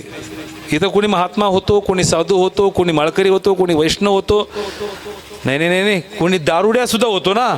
या जन्मातला नाही, आगा कर्मी जे उरावे. ही मागच्या जन्मातली काही कर्माची असणारी गती, पुण्य असेल तर पुण्य स्वरूपातनं, पाप असेल तर पाप स्वरूपातनं त्या गतीला तो महात्मा जातो. महाराजांची काहीतरी पूर्व पुण्याई फळाशी आली असावी. आज ही आध्यात्मिक साधना त्यांच्याद्वारा समाजातल्या असंख्य जीवांच्या जीवनामध्ये उतरून त्यांच्या जीवनामध्ये सुख प्राप्त होत असेल. खऱ्या अर्थाने भगवान भोलेनाथांच्या चरणी मी प्रार्थना करेल. कैलास राणा शिवचंद्र मौळी फणींद्र माता मुकुटे झळाळी कारुण्य सिंधू भव दुःख हारी तुझवीन शंभू मज कोण तारी. भगवान शिवाय न तारणाऱ्या देवादेव महादेवांच्या दरबारात महाराज मला वाटतं तुमच्या माझ्यासारख्यांच्या जीवनात दुःख नाहीसं करतात. भगवान परमात्म्याचं कृपाछत्र त्यांच्यावर राहावं आणि त्यांच्या कृपेने अनेकांच्या जीवनात दुःख नाहीसं व्हावं हीच ईश्वर चरणी त्यांच्यासाठी प्रार्थना करतो. या कीर्तनाच्या निमित्ताने आमची सगळी माझी जीवलग हृदयस्थ अशी असणारी अशोक महाराजांपासून मला वाटतं सगळीच महाराज मंडळी यांचे मनापासून आभार धन्यवाद व्यक्त करतो. दोघं चोपदार असतील, विनेकरी असतील आणि आमचे अर्जुन महाराज असतील, या सगळ्यांना धन्यवाद हृदयापासून देतो. परमश्रद्धेय महाराज श्री आजचे अन्नदाते मला वाटतं उफाडे पत्रिकेत बघितल्यानुसार त्यांनाही कोटी कोटी धन्यवाद. कलियुगामध्ये 2च गोष्टी पुण्य देऊ शकतात, एक तर अन्नदान नाही तर नामसाधना. या 2च गोष्टी पुण्य देऊ शकतात. अन्नदान हे केलेलं वाया जात नाही आणि नामस्मरण केलेलं वाया जात नाही. या 2 गोष्टींचा मेळ मला वाटतं महाराजांनी या ठिकाणी दत्त जन्माच्या पर्वावरती लावला. या प्रसंगी आमचे आदरणीय विलास दादा ढोमसे विलास तात्यांचंही आज या ठिकाणी उपस्थित आहेत. तात्याबरोबर मला वाटतं रामभाऊ दादा मंगरुळचे उपस्थित आहेत. तसे ते दोघंच आले, बाकीचे काही आले नाही, पण मग दोघं का होईना आले प्रतिनिधी स्वरूपात. दोघांचे मनपूर्वक धन्यवाद. आपण सोग्रेस्कर असाल, परिसरात असणारी मंडळी असाल, या सगळ्यांचे मनपूर्वक आभार मानतो. सिस्टीमवाल्यांचे मनपूर्वक धन्यवाद व्यक्त करतो. आदरणीय विठू माऊली चॅनल विठूचा 16 चॅनल या चॅनलच्या प्रक्षेपण करणाऱ्या भाऊ दादांचे मनापासून आभार. समोर बसलेल्या सगळ्या माझ्या माय भगिनी, बंधुवर्ग, पितृवर्ग आणि सर्व श्रोतृवर्ग या सर्वांच्या चरणाला विनम्र भावने साष्टांग दंडवत करतो. आणि या ठिकाणी थांबताना एकच गोष्ट म्हणेल, किंबहुना तुमचे केले धर्म कीर्तन सिद्धी नेले माझे जीव उरले पायी पण चुकला असेल ते बुद्धीचे दोष, योग्य असेल तो संत महात्म्यांच्या कृपेचा प्रसाद आपल्या सर्वांच्या समोर ठेवतो. जे काही चांगलं सहज लीलया आलं असेल, सहज लीलया सगळी चांगलं आलं असेल ते मला वाटतं भगवान परमात्म्याची कृपा, श्रीगुरूंची कृपा, भगवान दत्तात्रेयांची कृपा, महाराष्ट्रींची कृपा आपल्या सर्वांच्या समोर मांडण्याचा प्रयत्न केला. चांगलं मात्र निश्चित जीवनामध्ये घ्या, कारण मनुष्य जन्म दुर्लभ आहे आणि या मनुष्य दुर्लभ जन्माला आपण आलोत हे आपलं परम भाग्य आहे. आणि तेही या कलियुगात आलो की ज्या घोर कलियुगामधला प्रवास सोपा नाही. का? परवा 3 वर्षाच्या चिमुकलीवर मालेगावमध्ये अत्याचार झाला. मला वाटतं कालच पुन्हा 13 का 14 वर्षाच्या चिमुकलीवर अत्याचार झाला. ही भयानक राक्षसी वृत्तीने वावरणारं कलियुग आणि या कलियुगामधला आपला प्रवास आहे. पण ऐका महाराज, जिथपर्यंत ज्ञानोबराय तुकोबरायची विचारधारा आहे तिथपर्यंत बिघडण्याची शंका सुद्धा मनात येत नाही. बलात्कार करणारी पिढी या वेशातली कधीच नसणार आहे, कधीच नसणार आहे. जी या संस्कारामध्ये नाही, ज्यांच्या डोक्यामध्ये परमार्थाच्या, धर्माच्या, देवाच्या, संताच्या संबंधातले विचार ज्यांच्या डोक्यात नाही, ते नको ते असले कृत्य केल्याशिवाय राहत नाही. सांगू, तुम्ही आणि मी उद्याच्या जीवनामध्ये सुखी व्हावं असं वाटत असेल, आपली मुलं इंग्लिश मिडियमला टाकण्यापेक्षा वारकरी संस्कार जीवन उतरवतील, आध्यात्मिक संस्कार जीवनामध्ये उतरवतील अशा साधूंच्या कुशीमध्ये किंवा वारकरी मंदिरामध्ये किंवा देवाच्या रावळामध्ये साधूच्या जवळ पाठवा. बाकी दुसरं कुठंच सुख मिळणार नाही.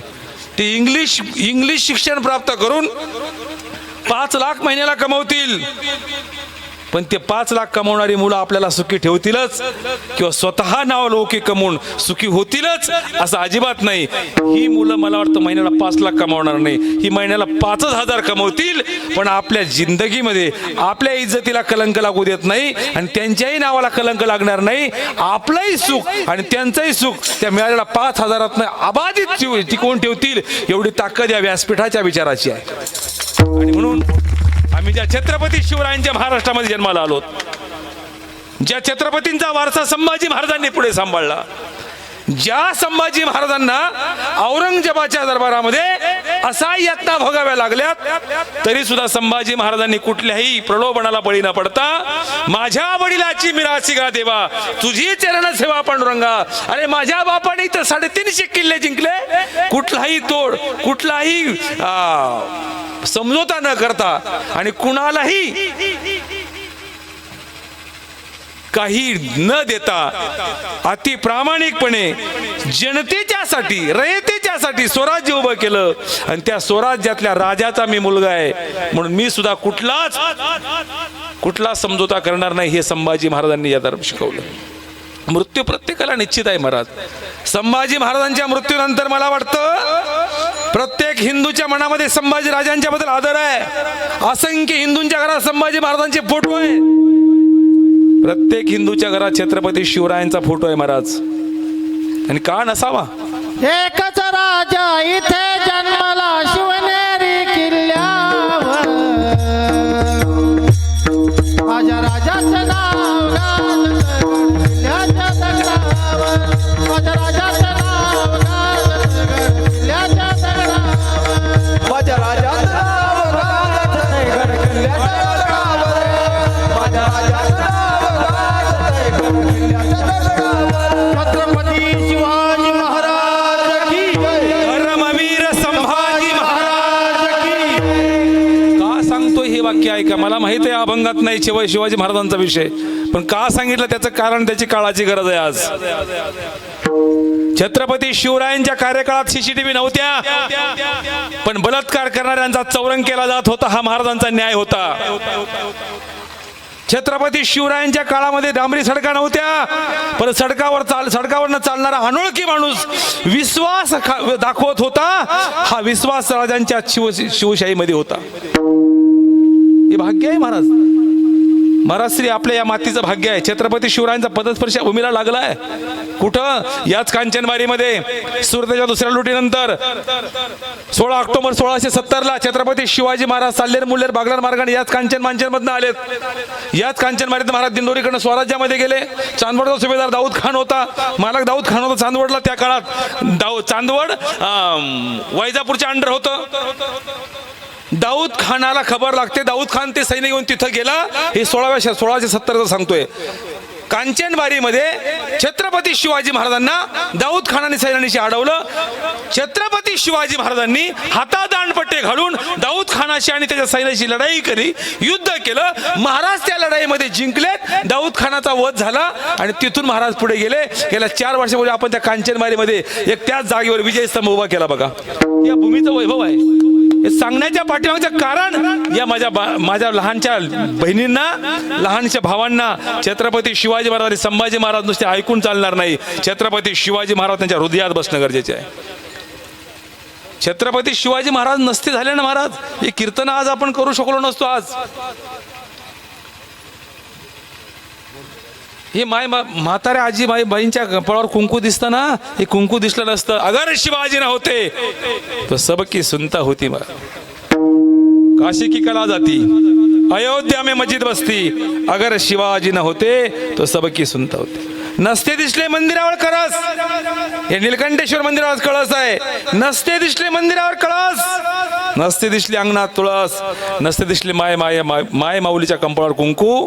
हे उपकार जर कुणाचे असतील तर ते राजाधिराज हिंदवी स्वराज छत्रपती शिवाजी महाराज. छत्रपती शिवाजी महाराज की म्हणून आमच्या देवळातला देव आज आबाधित आहे. आम्ही कीर्तन मंडपात आबाधित आहोत. आमच्या धर्माच्या गप्पा आम्ही आबाधितपणे मांडू शकतो. ही किमया जर कुणाची असेल तर अखंड हिंदुस्थानाचा देवांचा देव राजा शिवछत्रपतींची आहे. म्हणून त्यांच्या चरणाला विनम्र भावाने दंडवत करतो. नीलकंठेश्वर भगवंताला नमन करतो. श्रद्धेय सागरजी महाराजांच्या चरणी साष्टांग दंडवत करतो. आपल्या सर्वांना विनम्र भावाने दंडवत करतो. आणि याच ठिकाणी सगळ्यांचे आभार मानून सेवेला पूर्ण विराम देतो. ज्ञानेश्वर माऊली, ज्ञानराज माऊली तुकाराम, ज्ञानेश्वर माऊली ज्ञानराज माऊली तुकाराम, ज्ञानेश्वर माऊली ज्ञानराज माऊली माऊली ज्ञानेश्वर माऊली ज्ञानराज माऊली. विठ्ठल जय जय विठ्ठल जय विठ्ठल जय जय विठ्ठल. आ बोले करू वेडे वापवडे उत्तरे करा क्षमा करा महाराज तुम्ही सिद्ध नाही विचारिला अधिकार मी आपला.